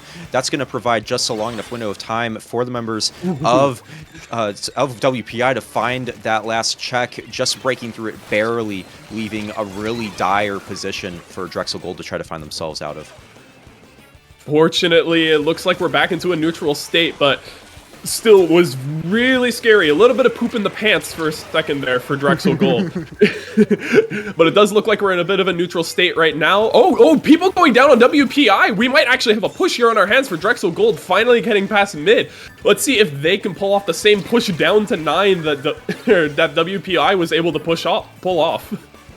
Yeah, no, absolutely. And dropping onto the tower here, we do see that Hydra off spawn. They do go down off that jump, though, as the members of Drexel Gold were looking to kind of tie up some other spots of the map, right? This Frozen Pro in particular, really trying to just dive around and maintain control of their plat. So far, doing okay. But the rest of the members, that Roller and that Dooley's, able to find a pick or 2 themselves, but not able to stay up long enough to maintain that control they're looking for. Most of this map is yellow, Astro. We do still have that dramatic lead from the side of WPI. Time is running short for Drexel. Yeah. With weapons like a Carbon and a Stamper, I'm surprised at how quickly WPI could make the entire map their color. These weapons are not notoriously known for having insane paint output, but we're seeing WPI popping Crab, getting 1 immediately. A lot of control. The right stack is under control. The left side of the map is under control. this is a really scary time. At least this Hydra is set up in a spot where you really want them to be to shut down that tower, that top left area. They just got to make sure that it's poking from this dread that it's not going to get to them. Yeah, and I mean, that's kind of scary too, like the dread and just be able to pop out those crab tanks so frequently. That's a big problem that you have to keep tabs on. And I mean, Drexel Gold does have some tools to help make sure that doesn't happen quite as frequently through stuff like the missiles, right? But when you have also other things like this Carbon and the Stamper diving in and out of their spawn, that's kind of a big problem with that. They kind of just get overwhelmed by. Oh, and there we see, yeah. Finally, the Carbon going down as they're just trying to go around, trying to go in circles, going behind the enemy team over and over again. But there's still a lot of control for WPI. There's no checkpoints in the way. If they push this tower, there's nothing slowing down the tower at this point. Something needs to happen. People keep going down on the side of Drexel. It looks like that's about it. When there's no obstacles to stop the tower, and you have the entire team coolered and in that pit right at the end, that's difficult to get them out. That's going to be the set. Yeah. That's the set going to WPI GWU. Or, I don't know, is that pronounced Woo or? So I'm pretty sure the GWU is an acronym for their full name, which is even longer by quite a far margin. I think the full name of their team is Worcester Polytechnic Institute Grisco Workers Union. So, I mean, quite the mouthful. Say that 3 times fast. Say that 3 times fast, yeah. But I mean, look, they were able to close out the set defiantly in their favor. So definitely pat on the back to them. Big shout outs to them. Also, though, big shout outs to Drexel Gold Splatoon and what they were able to do. I mean, the different dynamics between their members of the team with that Frozen Pro and the Splat Roller, able to get the picks they needed in certain vital moments to break through. For instance, I think that first check. But ultimately, you're kind of looking to maintain a lot of that momentum with your team, and the members of WPI GWU just consistently had enough tools to constantly throw off the members of Drexel where they were able to find themselves the win here. But regardless, this was a good showing from both teams, both who were able to make it up into our single elimination bracket today. So definitely big props to them both. Yeah, thank you both teams for coming out today to play in CCA Circuit Qualifier. I'm enjoying the matches so far. Like, a lot of action today. I was watching that Div 5 game right before bracket started, and that overtime was insane. Like, these matches are good matches today. Yeah, and I mean, that Rainmaker match we saw earlier in Game 1, that was relatively close too. Of course, you know, WPI did find that really strong push of their own around the middle point of the match, but just how back and forth it was prior to that and even a little bit after that, like, speaks to the strengths of both of these teams and how far they've come in their CCA storylines, and like where we hopefully will see them again in the future, with some lessons learned and, you know, just being in a really stronger spot and of their own. But I think for now we're going to take a short break as we wait for this round of the qualifier to wrap up, but we'll be right back shortly with, I believe, round 2. So stay seated, everyone. We have quite a bit more CCA action coming up here in the single elimination bracket of Division 2.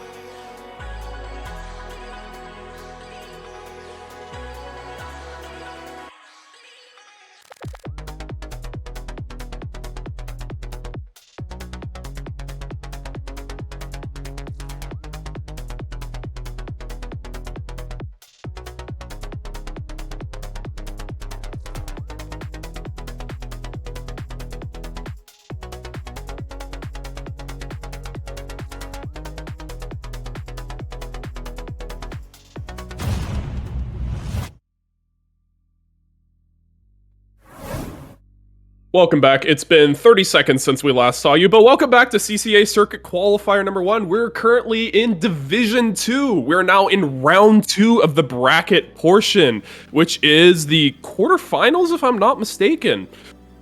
We're going to Yeah, no, it is. Yeah. We're going to be looking at a match between PSU White and SHSU Orange, which we were talking behind the scenes. What is SHSU? Apparently it's Sam Houston... now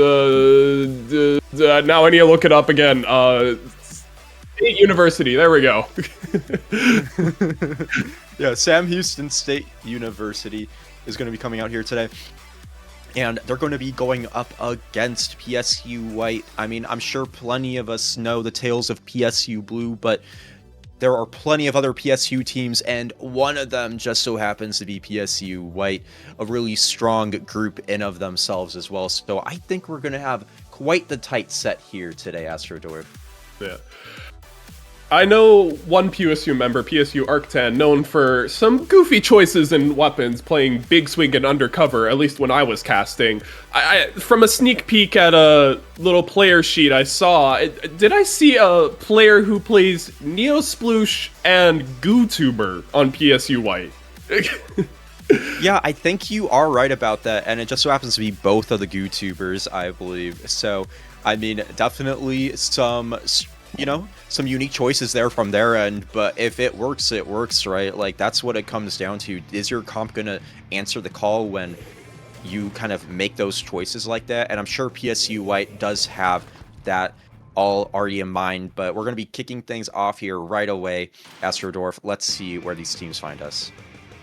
It looks like we are unfortunately not going to see any GooTuber this game, although I don't really think this is a good GooTuber map in the first place. But I didn't even see where the Dread died. The Dread's already down, and SHSU is going to be getting initial control of the zone. Looks like they're going to be playing Crab Charger again. I don't see this Charger a lot, but in CCA today, that's 2 for 2. Seeing it. Yeah, no, really good strowing from them on that end of things. But, I mean, this Gal here is also just going to run through like a storm. They are getting so much space for their team, able to also deny certain just flank attempts from the side of PSU White. And SHSU has already brought this game down to the 50-point remaining mark. That's a really strong effort from there. And this Gal looking to continue denying positions and movement from the members of PSU White as that Dynamo goes down. But, I mean, while they were looking away, that actually afforded the opportunity for the rest of PSU White to go ahead and get a sneaky cap of the zone. Yeah, I mean, PSU White relying on that cooler. They're often waiting for that cooler, but with SHSU not having a cooler, they seem to be just fine running in when that PSU White does not have their cooler, and it's able to take fights and catch them off guard, it seems like, so they're able to get this zone when they least expect it. We are seeing this pit is an absolute mosh pit today. Lots of fights happening there, which is rather unusual. We see 2v2. This Brush is going to try to get a sneaky flank, but it only gets a trade. This zone just refuses to let anybody get clean kills. It's trade after trade, and now with the Crab Tank up, and only 30 seconds left on the clock. Well, on the points, I mean, this is looking rather scary. This Zuka needs to get some huge value, but this Charger gets an insane flick picking off the Zuka. This is looking terrifying if you are PSU White with only 7, 6, 5 points left. Will they be able to get paint down? Unfortunately, no. And the first game goes to SHSU Orange. That Reef Slider also doing a great job of just confirming what SHU was looking for with that just game as a whole. But yeah, really strong hold from SHSU Orange throughout that entire game. Sam Houston to just continue this momentum I'm sure that they've established. That 52 Gal in particular, I think, did a really great job of allowing their team to have just a wide variety of opportunities. Also, that new Charger from the side of their team as well, doing a great job at making sure that the members of their team could maintain the space they had, and they didn't necessarily get surprised by any major flanks. Oh yeah, absolutely. And I mean, in addition, that 52 Gal was controlling that pit area that Dynamo and Dread really wanted to play in, absolutely controlling that by walling it off and taking fights with whoever would drop down there. honestly quite a dominant first game from SHSU Orange. Next, we're going to be going to Rainmaker Manta Maria, a map that isn't seen too often in most tournaments, but we're going to be seeing it today. Dynamo and Dread honestly have a lot more strengths on this map than they do on Roboroman, especially with a lot of very short walls and the grates in mid that give them high ground that they can just slosh over everything basically that they can see. I think that PSU White might have a much greater chance on this map. Yeah, they might for sure. I think that's definitely a possibility, but I think that both teams, what they're really going to have to keep in mind is this is now in a position where it's not just all about mid, it's also about their street, it's about where their base is, their bunker is, and if they can keep all their ducks in a row, right, with how they approach their way of heading into the map, they can make sure that they can set up pushes of their own, of course, too. So with this Rainmaker Manta map mode pick in particular, both teams are going to have to be looking for those sorts of opportunities and also keeping a paint as well in order to sustain a push. I mean, once again, just like Forge earlier, there is one area of the map that can be often fairly difficult to push into, and it's right before the first check on the left side can often become quite a chokehold. So if the teams can push through there, or even just head off to the right and somehow make it to the right checkpoint, they might have a really good push on their hands. Ooh, we are seeing some interesting changes here. We're seeing the Kraken Brush. Honestly, I think this weapon could be rather good in Rainmaker, having a lethal bomb to throw at the Rainmaker shield, and also having Kraken, which is notoriously really good at stalling the Rainmaker out. We're going to see PSU White is going to immediately check the Rainmaker and immediately dive it right! Nobody watching the right side. It's a free Rainmaker. How did they get away with that? You gotta be very attentive to watch where the enemy team is. That's tricky if you're not ready for that sort of push.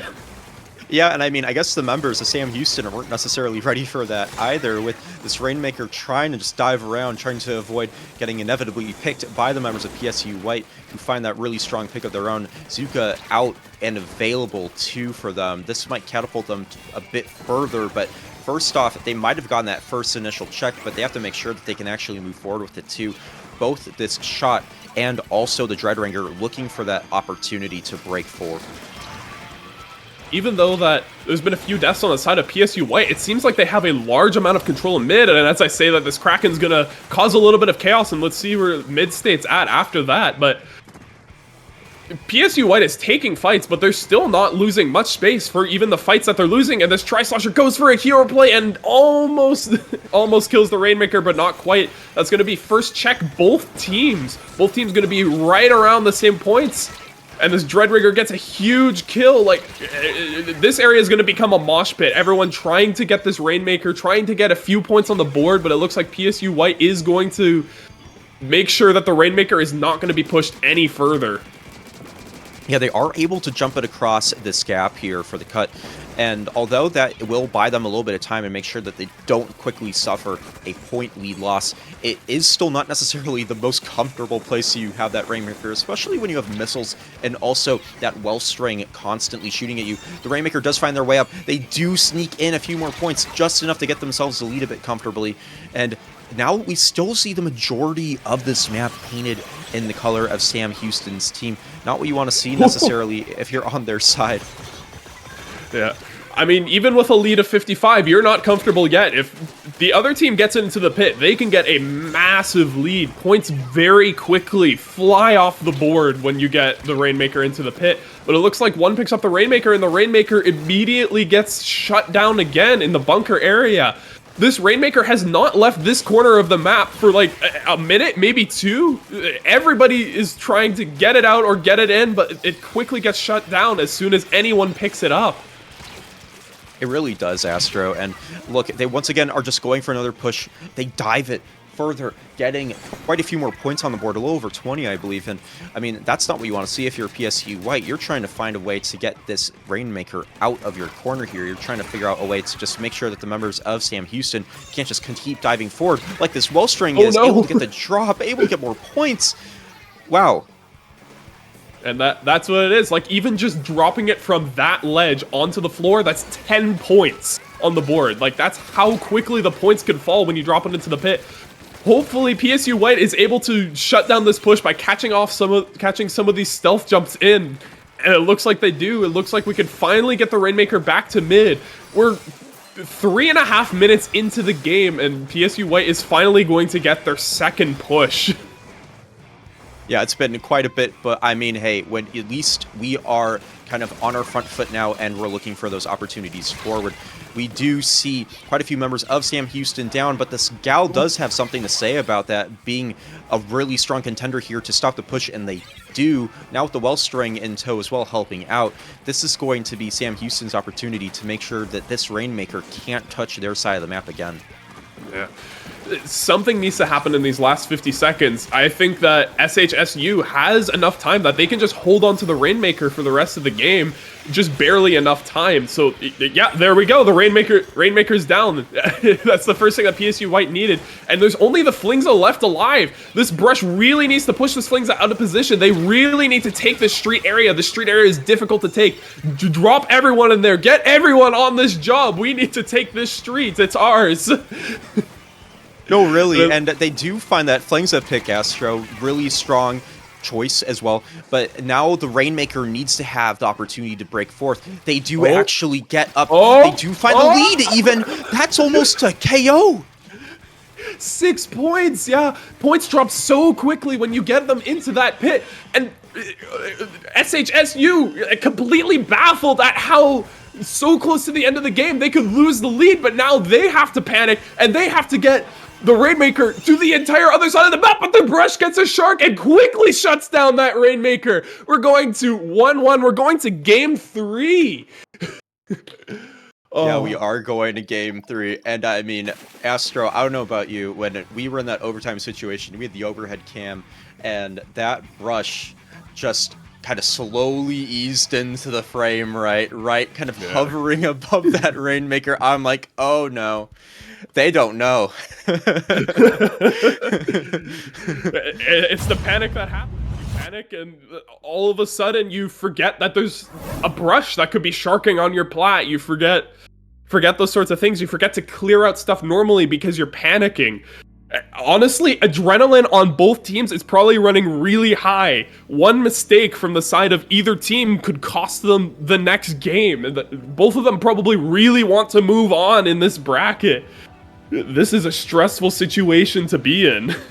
I mean, both teams have points on the line, Astro, and those points are how you're going to be able to find yourself in the finals to the CCA Circuit Season 2. So if they can get just a bit further in this tournament, that's going to be really huge for them as they look to move forward here. But, I mean, 1-1, really strong effort from both teams. I mean, I think I can't go enough without saying that, like, these have been tight matches here, Astro. Oh, absolutely.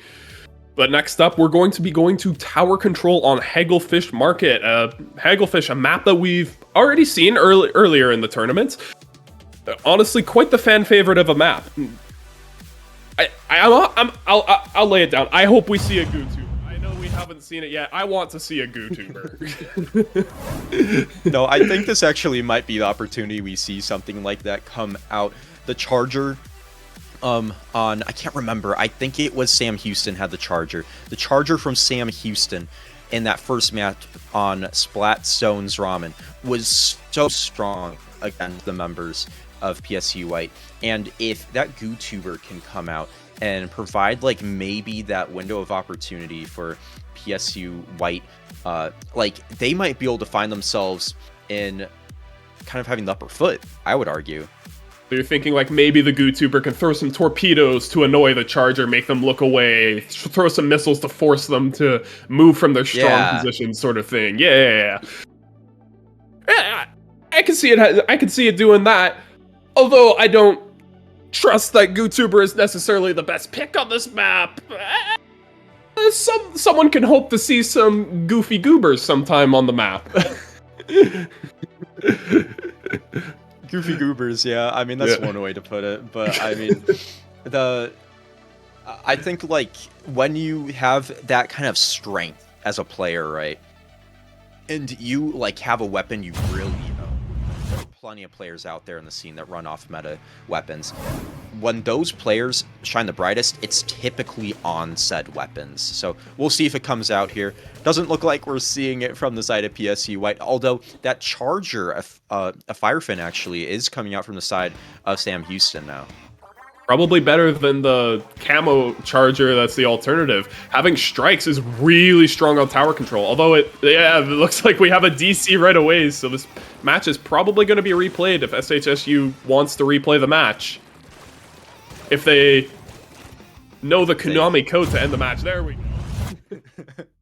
It took a little bit of a hot minute. It's all good. Yeah, you have to rub your head and pat your belly to make the match end. Like, really hard. I mean, eventually they found their way there, right? So, I mean, everything's all fine and well, but still, like, Game 3 is yet to be had, although we did get a little bit of a preview into what teams are going to end up running here. I think that Charger pick from the side of Sam Houston is going to be a huge decider here in how the match ultimately plays out for them. If they can find the right strike opportunities and also just the correct picks and really dominate control of the tower, of different snipe positions, like they'll just be able to propel themselves really strongly forward. Asteroid. I think I saw a Neo Splash as well on the side of PSU White, which is going to get a lot more strike output than that Charger can. If that Neo Splash is able to put their strikes in places that'll annoy that Charger to smoke them out and also to stop pushes on the tower, they might also have a good chance as well. That's definitely an option that can definitely take care of the Charger somewhat. I think I agree with that for sure, yeah. I mean, it comes down to it, like, who can really strongly maintain control and set that momentum for the match is going to be the one that comes out on top. So it's really going to come down to how both teams really choose to play around it. Yep. Starting out, like, yeah, we also have Brush and Stamper on the side of PSU. Like, I think that combination is very difficult to run, but it can also be very scary. It's a lot of things to look at on this map, a lot of things to keep track of, a lot of really high mobility weapons. We're gonna have to see how this plays out. Already Strikes and Whale, like 15 seconds into the game, already out and already trying to take this tower. Unfortunately, it gets no picks, and this tower is unfortunately pushed in vain, as now SHSU is gonna have the advantage. They're gonna have their specials now, and now they're going to be able to push the tower. It looks like Stamper and Flingza both go down, and there's a lot of trades going on in mid right now. Not a lot of real good advantages happening, even though a lot of specials are being thrown out. Yeah, I think Sam Houston really just needs to find the picks on the board in order to move that tower forward, like they were starting to a little bit with that Splash Dramatic jumping in, but ultimately, PSU White looking to now try to move the tower in their favor. The Stank Rush finding a really key pick on that end zap, who's going to just deny maybe some further cooler output for the team, and continuing to dive forward. Able to find a trade on the Flingza. That's pretty good too, because that's missiles out of the picture now. The tower's finally moving out of mid, and we're now at the first checkpoint. This area, if you are SHSU, you want to get under that tent to that top right area. It's a very strong area that overlooks the tower, and it does look like EaUCD is able to get one, maybe two. I didn't see who the second person went down to, but it does look like SHSU is going to be able to do some damage recovery really quick and take mid. These strikes are coming out from the Charger, and we might see a lot of space. Hopefully the team could push in. Oh, the Booyah Bomb died before it could even throw its Booyah Bomb out.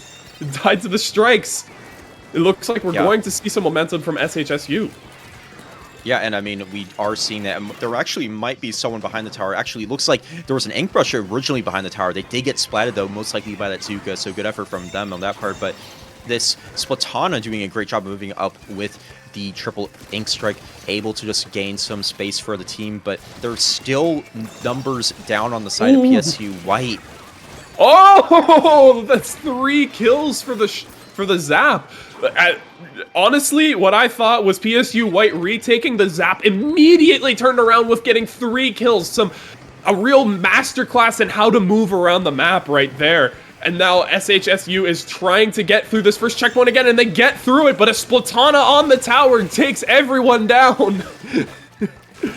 takes everyone down, but not before they can just barely squeak a lead by them. Although, I mean, at this point of the match where we have a little bit over 2 minutes remaining, there's definitely just enough time for this lead to get a bit more dramatic with how far apart it is. It's Dynamo looking to gain some space, although it gets jump scared by a zap that I didn't even see coming either, Astro. This Zap is just playing everywhere on the map. If there's a kill to be had, the Zap is probably somewhere nearby. It looks like PSU White is going to be taking this lead back, pushing this tower up into this ramp area, and getting the strikes coming out is huge. I might be able to, as long as they can take care of this Zap, they might be able to get some space, but it looks like everyone's going down as everyone on the other side that isn't the Zap is closing in, and SHSU is going to retake. Now with Cooler up, they're going to be able to take some fights really quickly and actually take a lot of space, further staggering the other team. Yeah, and they're doing a solid job of that so far. I mean, looking here to start out, Sam Houston able to take out that Dynamo. That's a really key pick if you're wanting to move forward, just with the amount of ink that it can constantly throw out on the map. And they also do have those strikes on their side as well, looking to clear out the tent space, letting 2 members of their team go through. But unfortunately, while that's all going down, we do see the triple ink strike stopping their push and stalling it out just long enough to allow the members of PSU White to deny them any chance at touching that checkpoint. And that was really close to another lead slot, 3 points away. This is a tight game. A lot tighter than the very first game we saw between these two teams.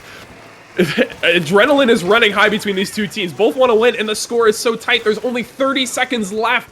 You have Whale and Cooler on one side, and the other side has no specials. Everybody keeps trading. We need to see some key picks happen really soon. We need to see, honestly, a wipeout is what PSU White really wants so that they can really secure their presence and so that SHSU can't retake this tower. The Brush trying to get a shark in, but this Zap narrowly spotting them out and able to shut that down. SHSU is able to take the tower again so that they could hopefully get some overtime right before the end of this game. Yeah, and they do find that overtime. They are going to have one last shot at trying to break through that checkpoint and find the lead for their own. But, I mean, the members of PSU White are already up. The Brush is just like, well, I'm going to go to the tower and see what happens. And it's theirs. The members of Sam Houston accidentally forgot to stand on the tower, I think. Oh, that's an unfortunate moment, but I mean, even if the Brush didn't get on the tower or someone was still on the tower, strikes were coming out from the side of PSU White. If you throw those strikes at the tower, the Brush is getting on and they're gonna take it. It's a sad moment to see a Neo Splash pop strikes in overtime. I mean, there's not much more you can do about it, though. Like, if you can't find the pick on them early enough in order to prevent those strikes from coming out, you just have to figure a way to, like, deal with it in some capacity, right? Especially on a map like Tower Control, especially one like Hagglefish, where you're kind of just trying to ease this tower through the enemies, just their switchback ramp. They're also just, like, right up against where their spawn practically is, right? So, with all that a lot of high ground defender ground there, it's very difficult. No, it really is, right? So ultimately, the one who has the high ground and has been able to kind of backflip the best they can through the low ground up onto the high ground is going to be the winner. And yeah, in this case, I think that might have been PSU White Astro. Yeah, unfortunately, Obi-Wan was right. They did have the high ground.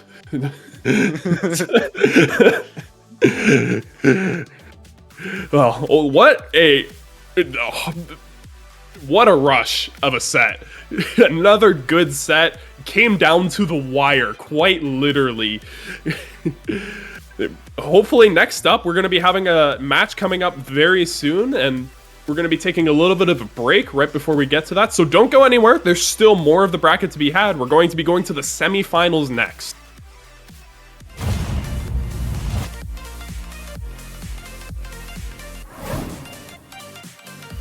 When I look in your eyes, I see the stars. Shooting from the sky as if thrown from Mars. Hold me tight, please don't let me down. 'Cause we'll start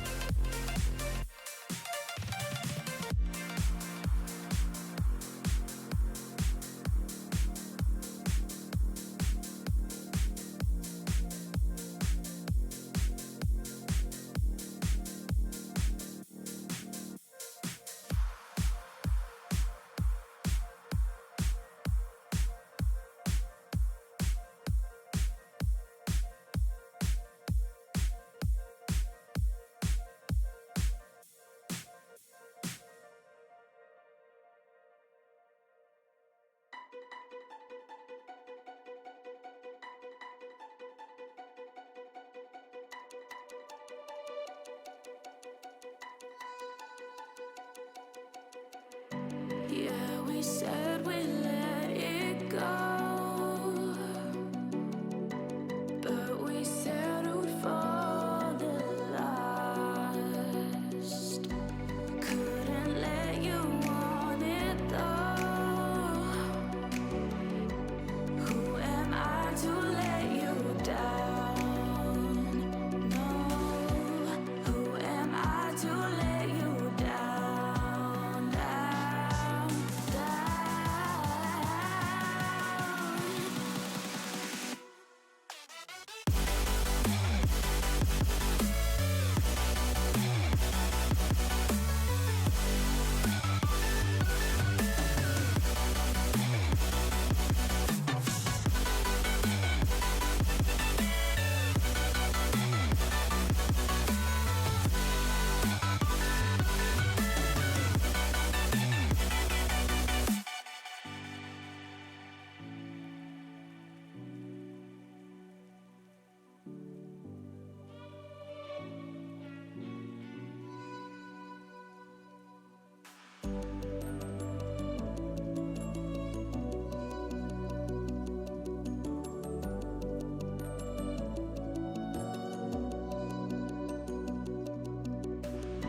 If you let me walk away,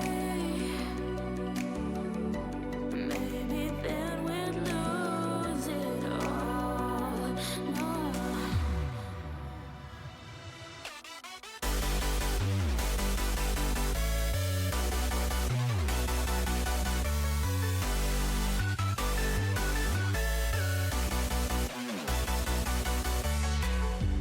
Who am I to let you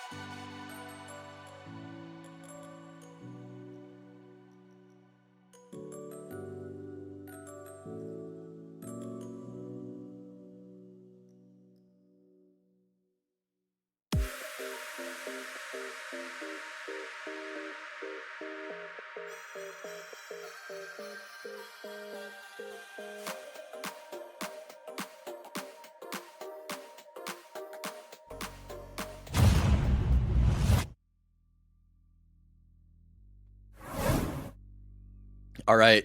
Welcome back, everyone, to CCA Circuit Season 2, Qualifier number 1 in Division 2.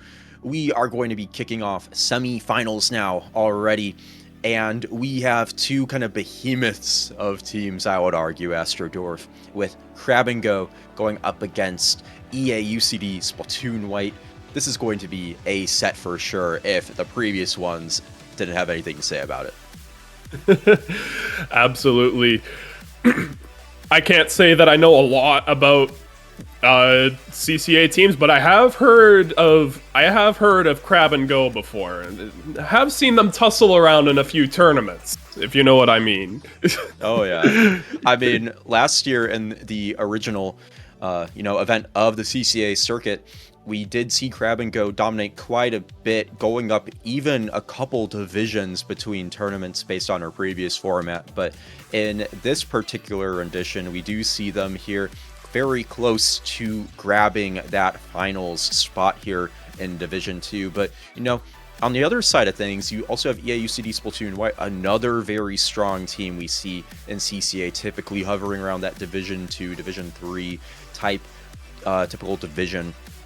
So both these teams are looking here to really just grab that final spot, right? They're looking to get as many points as they can and to move up that ladder. But overall here, I think it's going to be almost anyone's game as we look to get into it. We're going to be starting off on Clamblitz Scorch Gorge. Astro, what do you see from these two teams that might be able to be a strength that they can utilize in the game? I mean, I'm looking at the weapons right now, and I'm thinking this map very open with one tower in the middle. Things that you want is you want a strong backline weapon that can really hold down that middle and not let people through. And I see that on both teams. I see a Zekofin Charger player in Vibo on the side of Crab and Go, and I also see Pencil and Leader and also Wellstring on the side of EaUCD Splatoon White. Like, they've got their weaknesses covered. Another thing is you want to be able to quickly rotate between each side of mid. That often becomes a weakness of a lot of teams, is they watch one side of mid too hard and the other side can become rather weak. So if either team can watch that, can rotate quickly, it can be a massive advantage if the other team isn't expecting it. No, agreed there for sure. And I mean, when it comes down to it, if you're able to use stuff like that CNF Charger to your advantage with its Sank Strike output, you're able to just maintain that control over the space you get. So, I mean, I don't know about you, but typically one of the scariest things you could see on Clam Blitz Scorch Gorge is having a heavy or a charger set up on that kind of snipe you have with the large cage above it, right, on this map. Mm-hmm. Once one of those sets up and your team is ready to start throwing clams into the basket, you kind of just have control over the entire map for a solid little while at the very least. At that point, you need some sort of really strong special to move them out of there. Another thing is that left plat area on each pushing up to there when you're scoring on the basket can be very strong because it can prevent a lot of people from being able to move up the ramp and move under the basket once again, because it creates a lot of crossfiring where you're being shot at from multiple directions. So players need to be very mindful of that and being able to clear them out before they can try to push the baskets.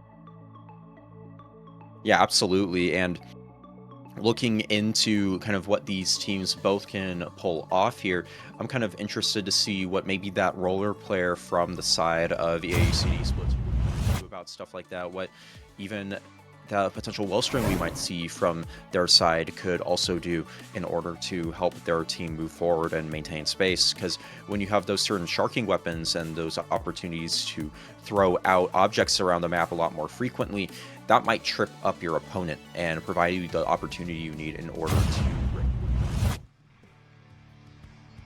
All right, and here we go into the first match.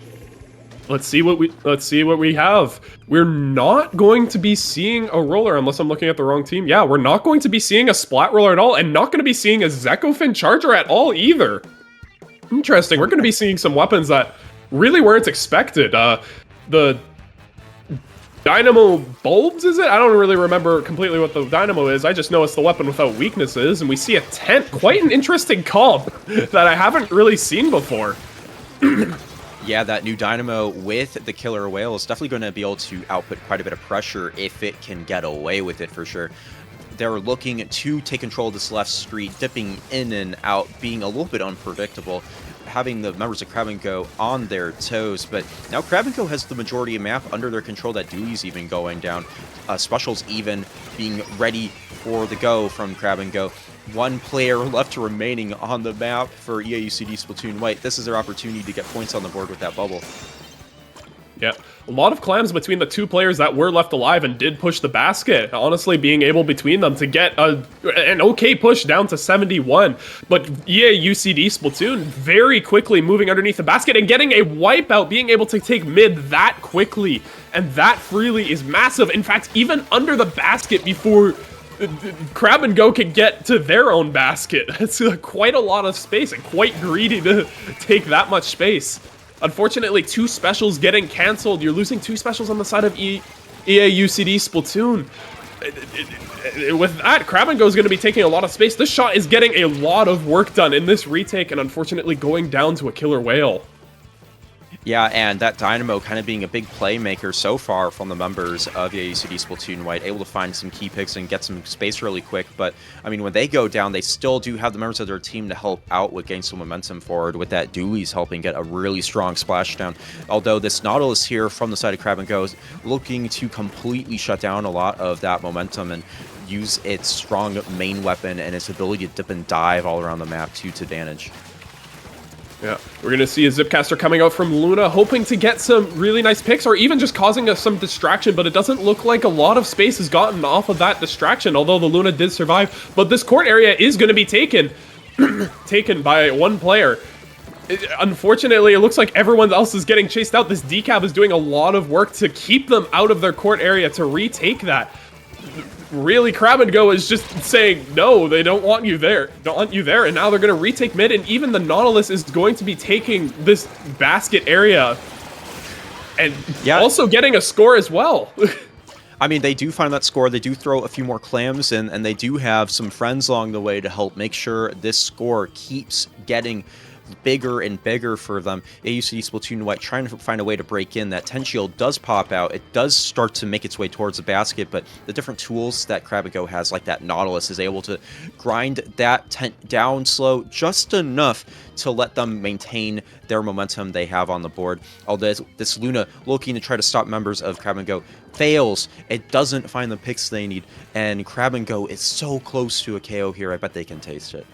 Ooh, this tent really needs something to happen. The clams are in the inventory. Oh, the clams are missed on the basket. They didn't quite hit. I saw the Nautilus throw the clams. They didn't quite go in the basket, meaning that we have more of this game to go. EaUCD Splatoon is still struggling to get them out from underneath the basket. They have some strong positions. They are moving a bit forwards, but some of these weapons just are struggling to get in, struggling to take strong positions to really flush them out. As I said, like those chargers, those long-range weapons are really good at being able to take those strong positions because they have so much range to flush them out. But finally, EaUCD Splatoon is able to get them out and retake mid. Getting this Dynamo on top mid should probably be your top priority there. It has a lot of range, it can deal a lot of damage, and it's a lot safer for it. But unfortunately, it looks like this maybe not unfortunately, they're pushing up to this court area. The Dynamo doesn't need to sit on top mid, but look out for the shot behind that's flanking. It looks like this pincer maneuver is getting a lot of them, and only the Dualies is getting out unscathed. Yeah, for sure. And I mean, ultimately, EaUCD Splatoon White, they did get some solid points there. They did find themselves a way to get on the board, but I don't know if it's going to be enough here, as we do have less than 30 seconds left on the board. 2 going down on Splatoon White, and only that Nautilus being the only member being down on Crab and Go, although I'm sure without much time they'll be back. But that splashdown actually might be the window that EaUCD Splatoon White needs in order to break through, leaving just that Nautilus once again up. If they can find the opportunity to get these specials out in a way they need, they might be able to get a lead here. Yeah, a lot of clams for EaUCD Splatoon. This is rather scary. If you're Crab and Go, you really do not want them getting to basket with how many clams they have. But unfortunately, it looks like that power clam that was dropped earlier, nobody picked it up, and they didn't make another power clam, so there was no overtime. That's such an unfortunate thing to happen. When you have so many clams, you're underneath the basket, you're ready to go, and the game ends because you didn't have a power clam. Definitely a little unfortunate for the members of EaUCD Splatoon White. Looking to try to break through once again, but I mean, still a solid effort from both sides, of course. But Crab and Go really just showing up to this match. I think overall they were able to just cause so much chaos so rapidly and just get so many points on the board. Like when they were pushing in, they had the economy on their side to make it worth it, and they were also able to utilize strong teamwork together in order to make sure that they could make those pushes last longer and self-sustain. But Astro, as we head into our next map mode here, which should be Splat Zones on Urchin Underpass, I believe, I think it's going to provide a lot of different opportunities and different weapons to maybe shine through here. Yeah, this is a map that it could do fine with the weapons that we've already seen. It does not favor well backlines. Backlines hate this map. Ask any backline player you know. Like, text them right now. Ask them, like, just Urchin Underpass ? And they will say, I hate you. Like, they hate this map that much. A lot of unique weapons do shine on this map, and I don't know if we're going to see a lot of weapon changes, but I also don't know a lot about this map. It's a rather newer map that came out right at the beginning of the summer, hasn't been seen a lot on tournament map lists, so this could be very interesting. I don't know the strategies for this map, so this will be a learning experience for me to see this. No, actually, though. But, I mean, Urchin Underpass here, looking to get things started with this game, too. I think that both teams have been able to show that they might already have a few tools under their belts that could really shine brightly, like that dynamo roller from the side of, I believe, EaUCD Splatoon White might be just what the team needs in order to just constantly make that zone theirs and prevent strong pushes from the side of Crab and Go. But I mean, who knows here, Astro? Yeah, I mean, that lots of small ledges on this map that dynamo can hit around. A lot of other weapons either don't have the same range of it to do that, or the same ability to hit over cover with a massive hitbox. Let's see if there are going to be any comp changes. I don't expect there to really be. We do see a Dapples on the side of Crab and Go, but that seems to be about it. And then we see Jet Squelcher and a new Dynamo. Although I am interested to see the crowd dualies. Normally, wouldn't you normally, as far as I'm aware, wouldn't you normally want to stick with triple splashdown on this map? Crab being very backline-ish doesn't do very well on this map as far as I'm aware, but maybe there's something I don't know. I haven't played this map a lot. We are going to see 2 go down on the side of EaUCD Splatoon, and the Reef Slider comes in for the Dynamo, but unfortunately it's going to shut that down. No torpedoes, nothing going to chip it down from that 70 damage to kill it today. Nobody's being pushed out of mid yet. Like, EaUCD Splatoon is still holding on to their side of the map. Crab and Go is still holding on to the zone. It's being very difficult to get anyone out of this mid area. Once we see that, there might be a big push. Although there are a lot of points off the board for... I mean, we finally see EaUCD Splatoon being pushed out of mid. Yeah, we do, and I mean, this Dapples in particular from the side of Crab and Go has been so essential to really launching their pushes forward. This Dapples is what allowed the members of EaUCD Splatoon White to actually finally break through and get a solid push of their own going once they still had control of the zone.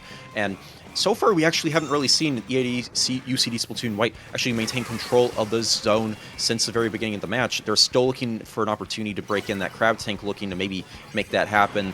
But this strike here is probably going to make it theirs without too much more effort. Ooh. I had hope for a moment when I saw that Dynamo drop on the flank and kill one. I had hope for a moment that they might be able to get off a hero play. If they could have just killed that knot, they probably could have capped the zone by themselves and given EaUCD Splatoon a real good chance. Unfortunately, the set's going to go to Crab and Go for a massively dominant performance on Urchin Underpass. It's a new map. It's a difficult map to play, and some of the players might still be uncomfortable with it and not know the strong and weak points of the stage. I think, honestly, that match came to who's played on the map more than the other team. I mean, yeah, I have to agree completely with that. It's a very kind of tough thing to deal with because a lot of the maps in Splatoon 3, generally speaking, they do play similarly enough where if you have a preferred default comp, it kind of just will at least do relatively okay, right, on every single map in the game. Yeah. But Urchin Underpass, it's sort of a different beast. It's deceptively small, at least in my opinion. And because of that, and also because of how small the zone is, and because of it being kind of in a little divot, a little bit of a canyon, or a trench almost, if you will, it can get very rapidly painted and swapped to the other team's color. But because of that, it can also be hard to aim at. So we saw those super chumps come out from the side of EaUCD Splatoon White, I think, towards the beginning of the match, but they weren't able to find the value they were necessarily looking for because those chumps catapulted across the trench into the other team's side. So looking into like what could have been done better, I think a lot of it just comes down to it being a little bit of a newer map and maybe teams not being as set in stone on what they're looking for. But I mean, still a strong effort from both sides as they look to just find their footing within the rest of the CCA circuit here, Astro. Yeah, and I mean, if we see that map more throughout, played more in CCA, especially CCA Circuit, like, I'm sure that as time goes on, we'll see players really lock in their comps and we'll see a lot more back and forth gameplay on that map. It'll be a lot more interesting, and we won't see pencil every single game, although we haven't really seen pencil at all yet. Yet to see it once in a game. Yeah, I mean, surprisingly enough, we haven't. But I mean, I think that speaks to what a lot of CCA teams like to run. They have strategies, they have weapons that they all really own, and weapons that they believe can provide the tools they need to really excel in a match. And when it comes down to the bar, when it comes down to like what they are looking to accomplish, a lot of these teams know what they need to do without necessarily having some of those super duper meta picks like a pencil. But looking here in Division 2, Crab and Go versus Worcester Polytechnic Institute Grisco Worker Union, both of these teams looking to kind of utilize those strengths we saw earlier. WPI kind of having a typically backlist comp with that NZAP kind of acting as a pseudo anchor of sorts, and Crab and Go looking to kind of almost dive a little bit more frequently than the other team would necessarily like them to. So I'm interested to see how this dynamic plays out, because I don't think we've ever seen these two particular rosters fight against each other before, Astro. Yeah, I mean, these are the two strongest teams. We are in grand finals now. Like, these are the two top teams for both the top team from either side of the bracket. I'm interested to see that dynamic as well. It sounds like we're going to have a lot of really fast gameplay. I don't think that Crab and Go played a backline once. So like, we're going to see two backlist teams running at each other like jousters in the medieval era. Or Lancing in the medieval era, yeah.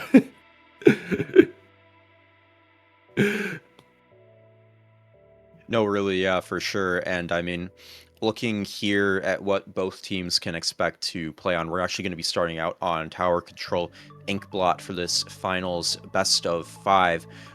Both teams looking to really do what they can to, I think, just, you know, it comes down to the bats on this map, Astro. Like who can rapidly get control of the bats and like prove that they can hold control of the opponent's bats, I think is really what turns the tide of a lot of these matches. Yeah, on Inkblot. I do think that we are actually going to Undertow. Maybe there's a little bit of a discrepancy between Sendu and the map list.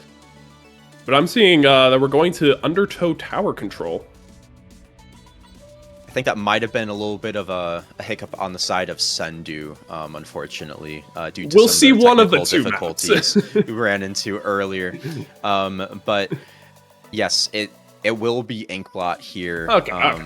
Yeah, a lot of these teams are very graciously waited up for us as we were going through a lot of the technical difficulties that today brought us, but definitely thankful for those of them that opted to wait around. And I mean, now we're at finals already, Astro. Like, time flew by, and with everything said and done, both of these teams are looking to really solidify themselves as kind of the champion for our first qualifier of Division 2. And I think that it could really go either way so far, if you ask me. It just is going to come down to how both teams really utilize the tools and resources they have as they look to move forward throughout Inkblot TC. Yeah, it could go either way. It's been a while since we've seen WPI play, but these are both very strong teams as we've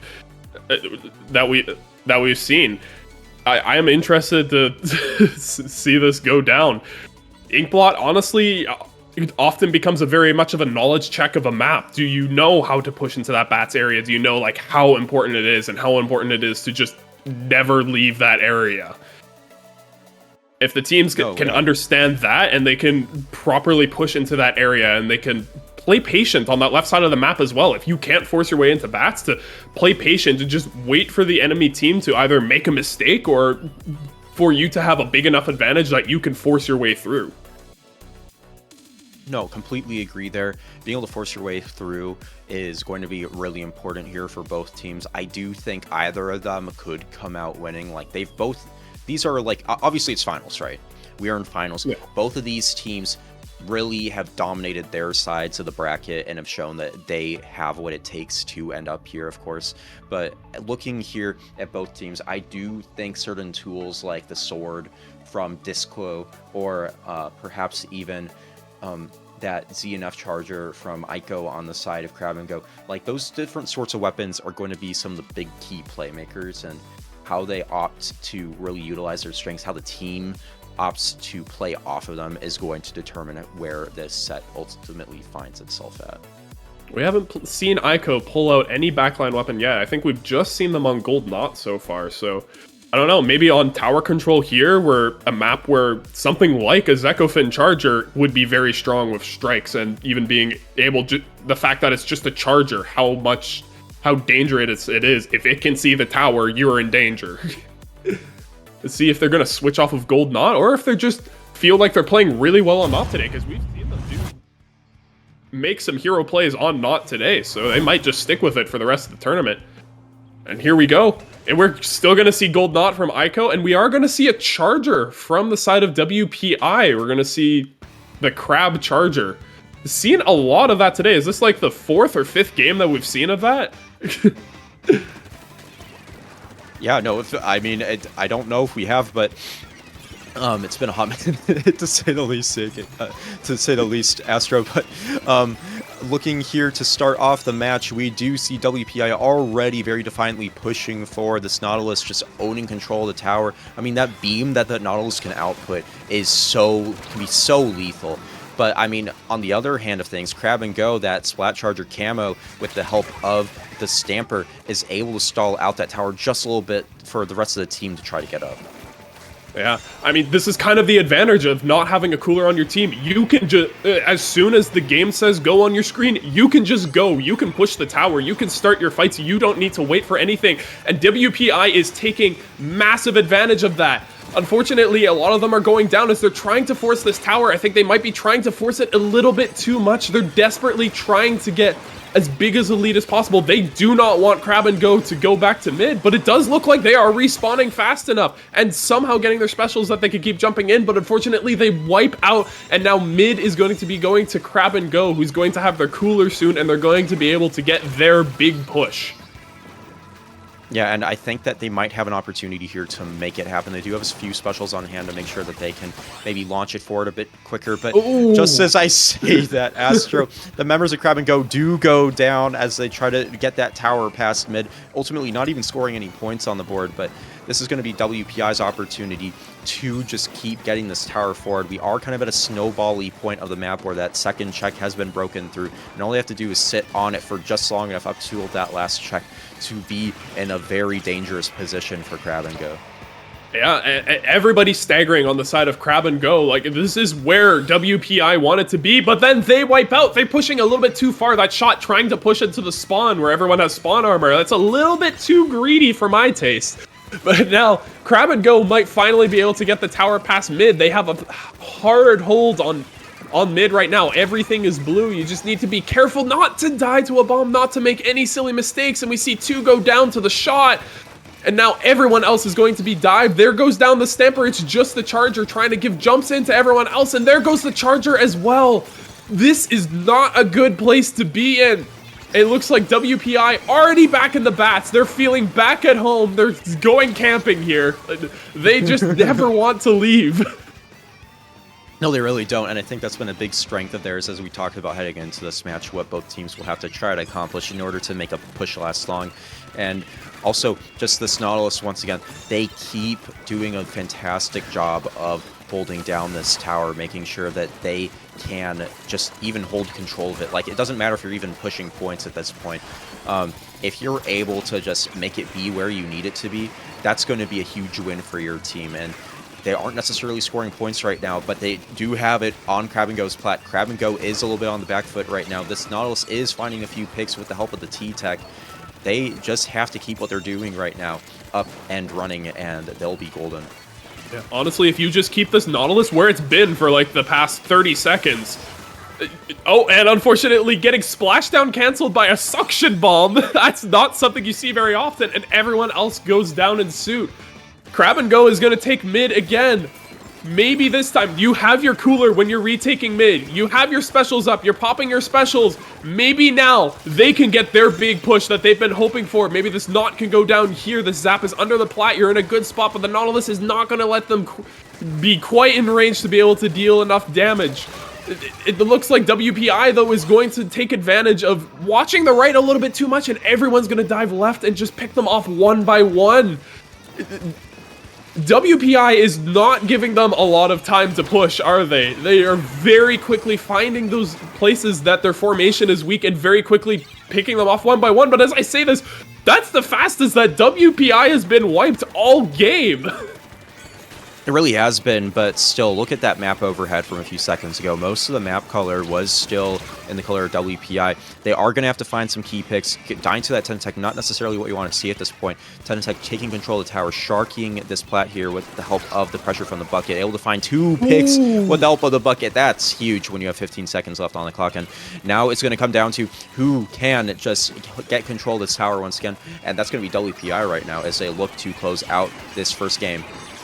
WPI has 2 sets of strikes, and one of their sets of strikes goes down. That's not good. If this shot goes down, this might be really bad. This shot really is desperate to take the tower. It's just a 1v1 on the tower, and the zap accidentally falls off, and the shot can take the tower, ending overtime immediately.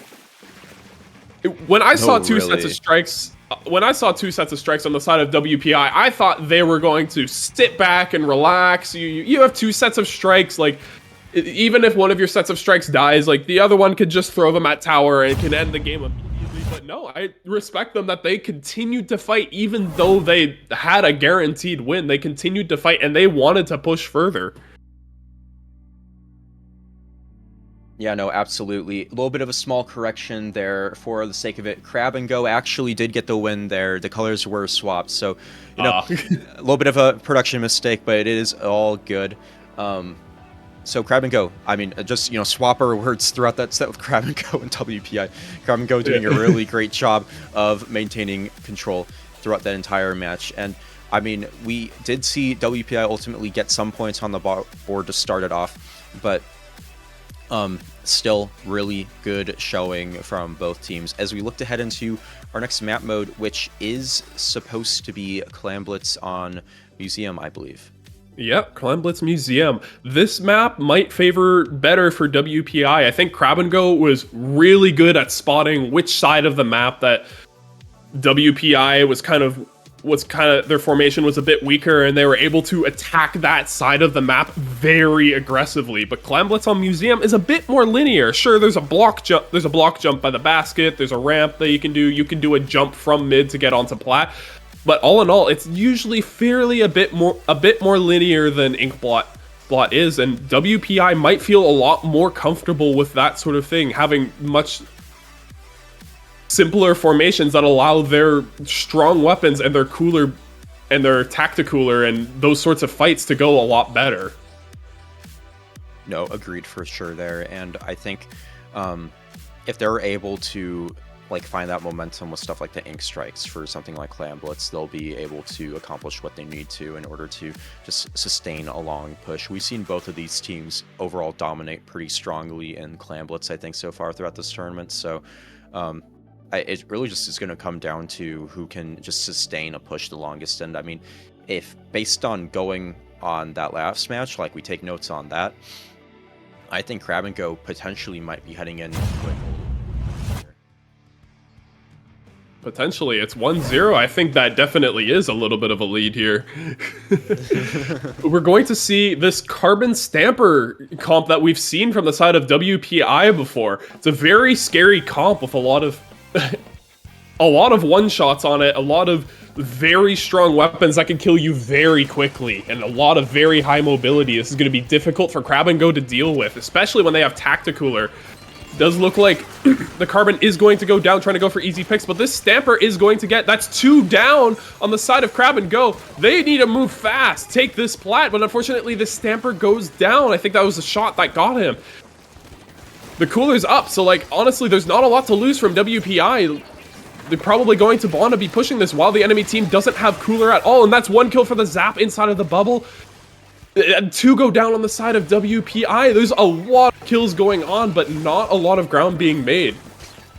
No, literally. And I mean, looking at how this map is starting out, like we've just seen, I think overall, I think Crab and Go has done a great job at being able to sustain just not like preventing WPI from being able to break in consistently. And now it's kind of Crab and Go's turn here. They're starting to build up a push. They do unfortunately lose their clam leader there with the splatter shot, originally holding 7 clams. That's going to set them back a little bit. This bucket also going down. Some specials are now kind of removed from the board, and some specials are now entering the field here from the side of WPI. They're trying to find their own push here, and I mean, this carbon roll is definitely helping set something up. Yeah, WPI is definitely doing a lot better on this map as opposed to Inkblot. They're definitely taking mid quickly. They're pushing up. They're getting a lot of kills. They're moving fast. They're trying to use their advantages as much as possible, and their formation is looking a lot better. Getting 23 points on the board. It's not a lot, but it at least will protect them against the other team doing the same. No, but now, really agreed there. Yeah, now it's Crab and Go's time to push back. They immediately get to the plat, but Carbon is sharking there. This Carbon sharking is something to be terrified of, especially on Clam Blitz. You're trying to get your push, and there's a Carbon. They can easily get 2 or 3 people down from one shark. And WPI wasting no time getting to the enemy team's plat. But unfortunately, they don't have the clams, they don't have the resources to do it. Maybe a little preemptive of them to go so far forwards. But at least they're going to maintain their space on the right side of mid. Yeah, and I mean, throughout that whole entire time, Astro, the other team, WPI in particular, they were able to do a great job of just making sure that they've maintained control of this plat here. And also, they're doing a good job of just passing clams to each other. This is such a key kind of overlooked part of Clam Blitz in particular. It's can be a lot less stally because of that too. Like, you can just constantly pass clams to your teammates. You can make pushes happen a lot more rapidly if you utilize that, you know, just that mechanic of the mode as a whole. But these strikes are coming out, Buya's coming out. We're going to see a ball most likely go in. It does. We do see that sword trade out as they throw the ball in, but it looks like they're probably not going to get many more points on the board outside of that ball alone. Although, you know, roughly like 32 points on the board so far. That's not necessarily awful when we're talking about how just back and forth this match has been so far. Oh, this Carbon's sharking in mid, and they're not being caught. They might get 1, they might get 2 picks, and unfortunately, it does look like they're getting caught. They're going to be shut down, but fortunately, they jump out and make it alive. 2 people down on the side of Crab and Go. WPI, this entire game, has wasted no time retaking mid. This Carbon Stamper comp has been very fast at being able to make stuff happen. This might be the comp that they want to run moving forwards. I don't know. But it does look like another person going down. A lot of staggering happened. Booyah Bomb on the plat. WPI is really trying to take this plat, and it does look like they're going to be able to set up here. They have a clam. They have lots of clams. 13 clams. I'm reading that wrong. They have a clam.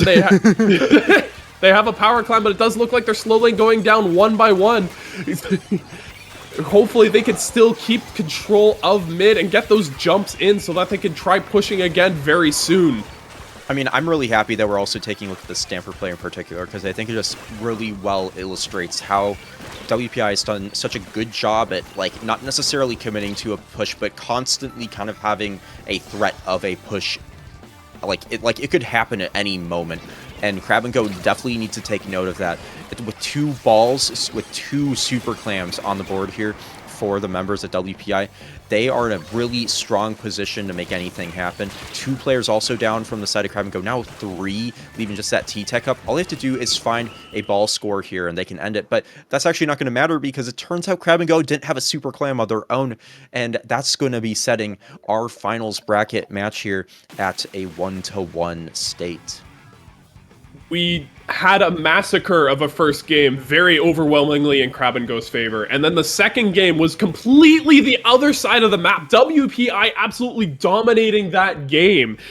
Each of these teams are showing to have incredible strengths that are very different from each other, that are really good at countering each other, and yeah, this is looking interesting. I would like to see it. It is maybe the next map where we're going to be going to zones. Is that going to be a lot closer of a match, a lot more standard of a mode? Is that going to be a lot more back and forth than these other 2 matches have been? I mean, it definitely could be. And when it comes down to Splat Zones, Barnacle, and Dime, I think both teams are going to have to take note of what they have to do in order to also break through mid. Like a map such as Clam Blitz Museum, right? You can just stall out for an extended period of time somewhat comfortably most of the time. But when it comes down to a map mode such as Splat Zones, Barnacle, and Dime, you have to constantly try to break into mid, and you have to constantly keep in mind that if you get wiped out, now you're kind of fighting like multiple steps that you have to break through. You have to get off of your plat. You have to also figure out a way to get onto your additional plat right outside of mid, and then you have to try to break through and get the zone under your favor and capture it. So things can get a lot more snowbally here. Things can get a lot more dramatic. So based on how that first map mode went with Clam Blitz Scorch Gorge, I think Crab and Go might potentially have the edge here on snowbally maps, maybe. But if there's anything to go by with how WPI played out that last match, they could definitely have a strong showing of their own here too. Yeah, I'm definitely looking forward to this next match. We said this before we saw the first game. This could go either way, and we're still saying it, that this could go either way. We have no idea which team is going to win this set. These teams are playing incredibly well today. No, really, absolutely. And I mean, it's finals. It's Division 2 finals. Like, you are just a few steps away from Division 1, debatably. And I mean, both teams are clearly here to win it and try to make a name for themselves. So if I'm Crab and Go or if I'm WPI GWU, I'm looking to just close this out as tightly as I can. And both teams have done a good job at doing that so far in their respective matches where they had the lead on. So it could be anyone's game here, Astro. I'm on the edge of my seat. Me too. I'm really looking forward to seeing if WPI is going to choose to continue to play that Stamper Carbon comp, that mobility that actually seems to be doing really well for them, especially like this Carbon is able to just go to sharking and able to catch the other team off guard. The Stamper able to control so much space because it's so threatening when it puts out those 70 slash hitboxes. I wonder if they're going to continue to play that comp even on Barnacle and Dime.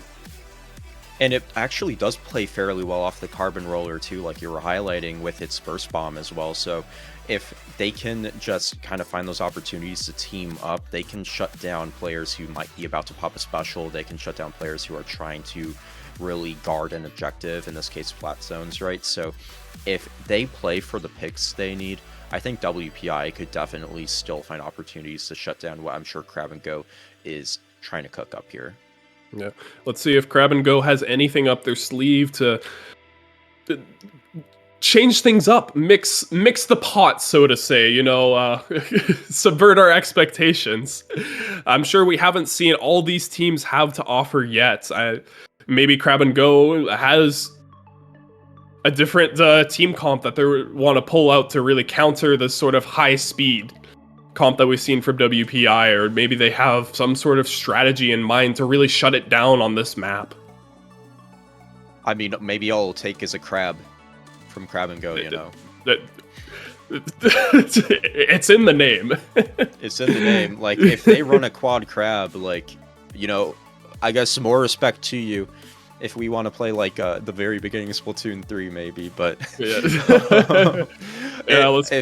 yeah. Can you imagine the camo charger at the beginning of Splatoon 3? Oh no, that would be terrifying. Actually, I'd rather not. Yeah, one of the few weapons that can headshot Crab, and itself also has Crab. I mean, early Splatoon 3, like, there were some strong weapons back then, and for the longest time, like, we were seeing a lot of vanilla versions of kits still being favored over, like, their newer renditions, right? But, like, what, like, a charger could do, what even that newer blaster that has a crab can do, it would be able to totally throw off, like, a quad splash team if it were to show up today, maybe. It would be a rather scary option back then at the beginning of the game. Fortunately, Crab has been nerfed since then. But I do think you're right that just adding a Crab to the team of Crab and Go could completely shut down WPI when they try to run in with their high mobility, when they try to run in with their cooler. It can completely stop them in their tracks and force them to wait when they don't want to wait. Yeah, and I mean, on a map like Barnacle and Dime too, like it's pretty solid on the offense, on the neutral. It's also not bad on the defense either. So it's actually a totally valid pick if they opt to bring it out. But overall, I think for those of us who have played comp before, right? Like you've played on Barnacle and Dime zones, like you know that when you're on your back foot, it is so tempting to try to break through and just drop or just try to force a fight early. But if you don't have your team with you, you're not going to be able to necessarily make too much out of that unless if you're able to still get that really clutch pick. So if I'm either team here right now, I'm going to be looking at what opportunities we can have to make things like that a little bit less common, hopefully, and to ensure that we as a unit can just come together to also prevent instances like that happening. Absolutely, and it looks like both teams are finally ready. Here we go. Let's see if Crab and Go is going to switch things up or if they're going to keep going the same. It does look like we're going to see pretty much the same from both teams. We're going to see, yeah, pretty much exactly the same from both teams. We're going to see really high mobility from the Stamper and Carbon. We're going to see the Nautilus trying to slow down the game, being a Splatling, and Decab, which also... Decab, I haven't even talked about, can get some really quick kills if it's not being watched carefully. But it does look like two are going to go down on the side of Crab and Go, unfortunately, very quickly. Cooler's up. This is not looking good. WPI has Cooler. They have an advantage. They're going to be having their specials soon. They're going to be able to take space, but Crab and Go is able to regroup very quickly, a lot faster than I thought they could, and they're able to not only cap the zone, but it looks like they're going to be able to retake their plat. But WPI strikes back, taking the zone once again. Yeah, really strong effort there from WPI entering this match. They do have two members of Crab and Go down, both coming off spawn just now, but we do see the bucket also go down from WPI off screen. But in the meantime, this Stamper doing an excellent job of maintaining control of the snipe. They do go down to that T-Tech just barely. This might open up a window here for Crab and Go to try to break back in as two are down from the side of WPI. Right as I say that, though, look at this Carbon. They're causing just enough chaos to make the members of Crab and Go turn around, jumping right back in like it was nothing, trying to find a pick on that bucket. They don't necessarily find it, but it does stall out this match just enough to keep them on their toes and a little bit thrown off. 37 points is a lot of points on your first push. I think that Carbon caused a lot of damage with its Shark it did. It really put the other team into panic. It does look like we're going to be in a little bit of a neutral state here, but then everyone's going down from Crab and Go one at a time. Line them up, and they're falling down like dominoes. WPI is wasting no time taking these 2v1s and really forcing Crab and Go onto their back foot. This is exactly what WPI wants. They're playing so well together. They're taking all of their fights together and making Crab and Go panic. Crab and Go needs to make something happen soon. WPI is out of penalty. They're scoring points again, and their points left until the end of the game are not high. Nautilus is going to be going for a hero play, gets one, but it's only one, but everyone else is going down. Everyone else is getting cleaned up by the rest of the team, and Crab and Go is able to retake as WPI is down to only 18 points. That's a really strong push regardless, though. As long as WPI can kind of, take this pacing with grace, they can still find an opportunity to take the zone back and probably maintain control of it. But, I mean, Crab and Go is currently betting against that. They're currently betting against it. They'll be able to pull that off successfully. And so far, so good from their end of things. That Carbon Roller has, unfortunately for them, been spotted a few times. This difference in points is already becoming increasingly smaller as the members of WPI try to break through. They do get a few key picks, though, on Crab and Go. We might see a zone flip just in time. Right before the lead swaps, 18 to 20 points. That was a really good hold, but still, there's not a very high penalty for the side of WPI, so you need to be very careful that your retake is very swift and you do not stagger on your retake. It does look like one is down on the side of WPI, soon to be two. Maybe that's two down. There's a jump in here. This might be the retake opportunity that WPI was looking for, but then no, that some of them go down. This decaf is just going to be controlling this area. Everyone goes back to zone, and they... Am I looking at the wrong side? I feel like at some point my brain just swapped the teams and forgot, because that was a successful retake, and I'm talking like it wasn't. No, really, yeah. And looking here at the members of WPI, they're trying really hard to get back up. This Nautilus is honestly not doing that bad of a job of maintaining control. Even if they do get the zone flip against them, they have still stayed up despite it all this whole time. The Carbon Roller may be looking to close it out, and they do.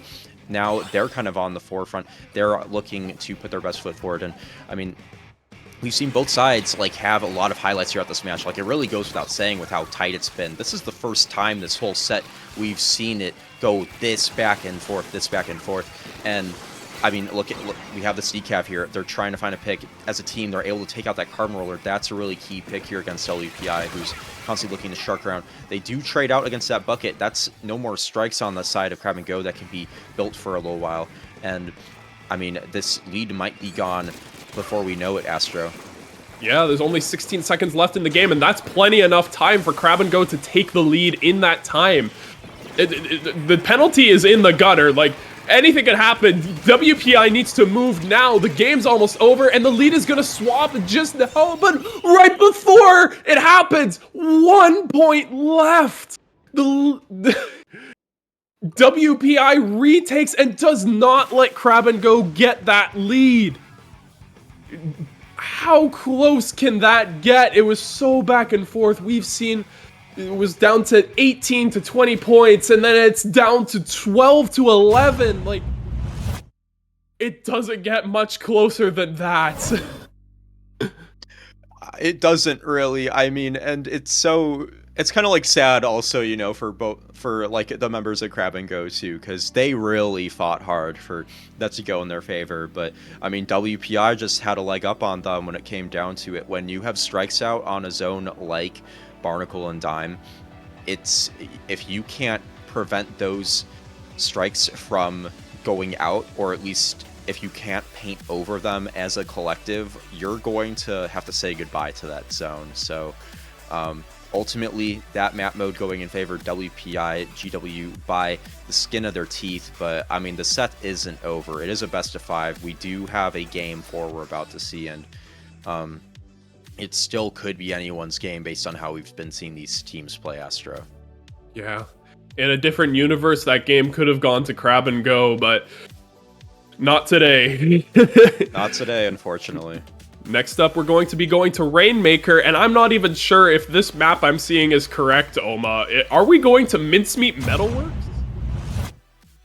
We actually are, Astro Dwarf. This was voted on by the CCA community, who has graciously, like this past summer, we put out a kind of map mode bot where you could rank your favorite map modes, and although it wasn't used as like this is the Bible map modes for Splatoon, it was used in such a way where things were taken into consideration, and the community said, we really like Mincemeat Metalworks, and we were like, okay.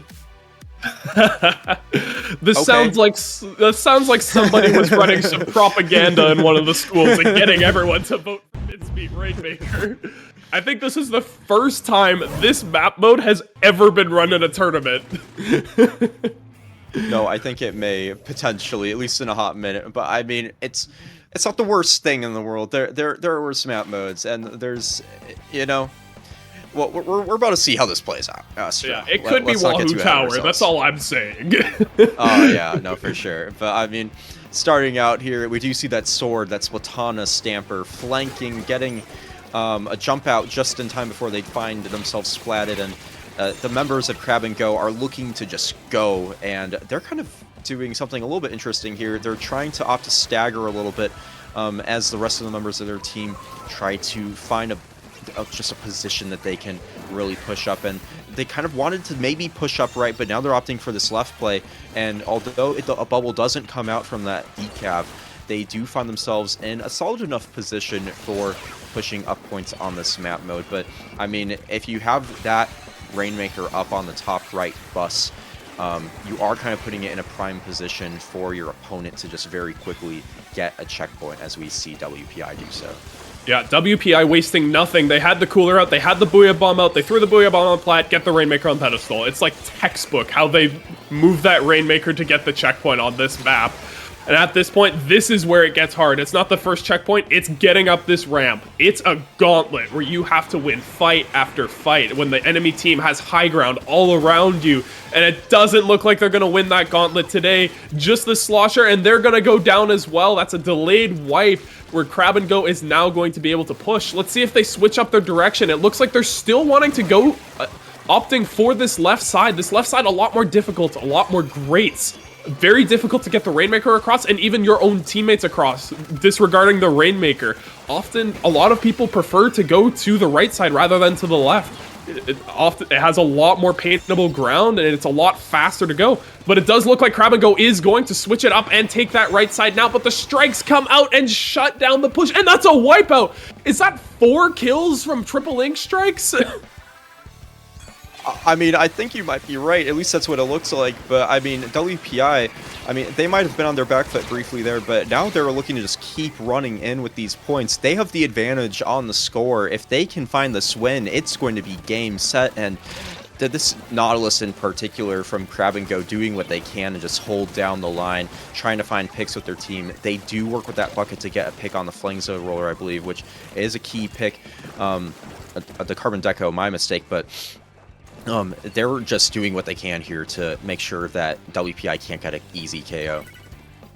Maybe it was WPI that was really vouching for Mincemeat Rainmaker, because it seems like they're doing really well. They seem to know this map like it's the back of their hand. Although, I don't know if I could really point out my back of my hand in a police photo.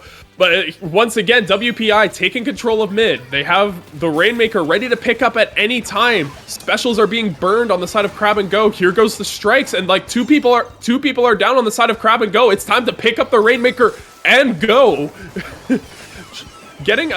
Even getting a push down to 21 is already good. This map can get so stalled here on this right area. WPI has nothing that they want to push into now unless they want to get a knockout. But unfortunately, they wipe out, but they'll have plenty of time to get to their check before the Rainmaker can get there. Here comes the Carbon, already sharking. I didn't even see them get there. I didn't even know Carbon could get there so fast. Yeah, I mean, like, at that point, like, you may as well just propel yourself forward like they did there, and they were able to just with just so rapidly put out so much valuable pressure for their team, and unfortunately, it forced the members of Crab and Go to be forced to really just dive that Rainmaker as far forward as they could, and maybe things would just work out. Unfortunately for them, it didn't, and now this Rainmaker here, it's getting stalled out on Crab and Go's own plat.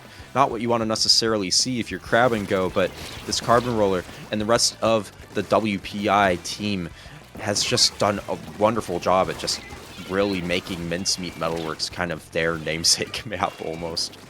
This Carbon refusing to die, taking so much damage, being in everyone's faces, and it finally goes down.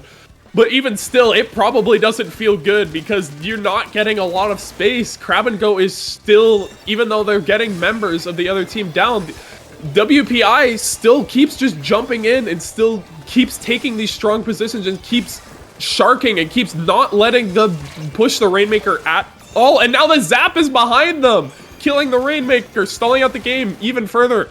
There's 10 seconds left on the clock. Crab and Go is going to need a miracle of an overtime. They have 2 specials online. The bubble's up, the bubble's by the check, but it immediately gets strike and the bubble is gone. All you have left is your own strikes, which I think have already gone out. But now the enemy team is going down.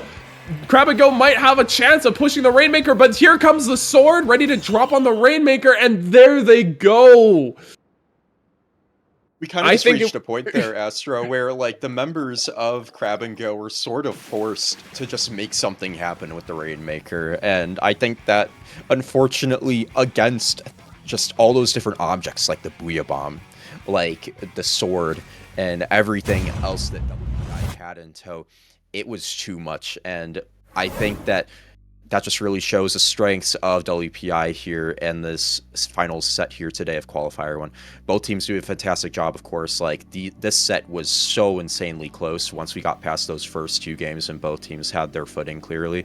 Like, I mean, that zones game from game 3, that just came down to who, like, had the special at the right moment practically, right? So, really good efforts from both teams, both being able to find their own just strong points, their own like power plays as a whole. But I mean, this was a wonderful set to watch in my opinion, Astro.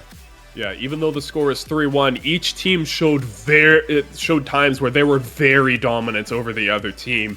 Honestly, what it came down to is who got given the map modes where they were more dominant. That's kind of what it came down to. And fortunately, WPI, who I am now suspecting of rigging the vote by voting in Rainmaker Mincemeat Metalworks, they got the map mode that they wanted.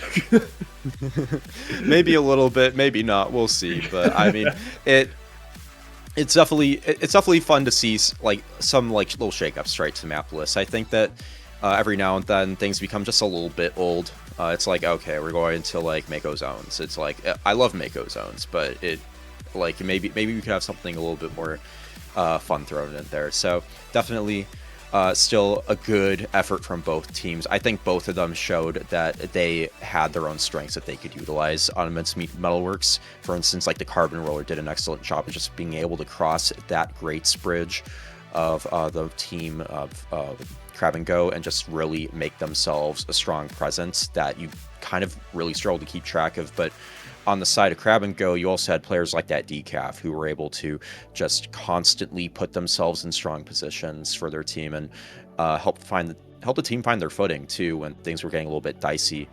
So, I mean, definitely both teams shine bright here, and I think did a solid job overall. Oh, absolutely. Like, applause to both teams. And honestly, all of the teams that played in this, I don't think there was a single game where I thought a team did not belong in this bracket. All of the teams were playing incredibly well, and honestly, there's even teams that weren't in the grand finals that I could have seen them here as well, because they played that well. No, really, like, I mean, some of our previous sets that we saw on stream, like, there were tight matches at play, and a lot of those teams, like PSU White, for instance, they had some really key upsets earlier on in the bracket that they could have definitely propelled themselves into potentially a finals position. Other teams that we saw earlier throughout the set, like Secret Service, like, they absolutely could have found themselves maybe in this finals position. So, really big pat on the back to all teams who showed up today. Like, strong showings all around. Everyone did a fantastic job, and definitely look forward to seeing what everyone's able to accomplish in future CCA Circuit Season 2 qualifiers. Yeah. And once again, thank you to all of the teams for your patience with this CCA Circuit. I know that there was a lot of delays, a lot of things happen. Thank you to all the teams that decided to still play and still stick around. Thank you very much for that.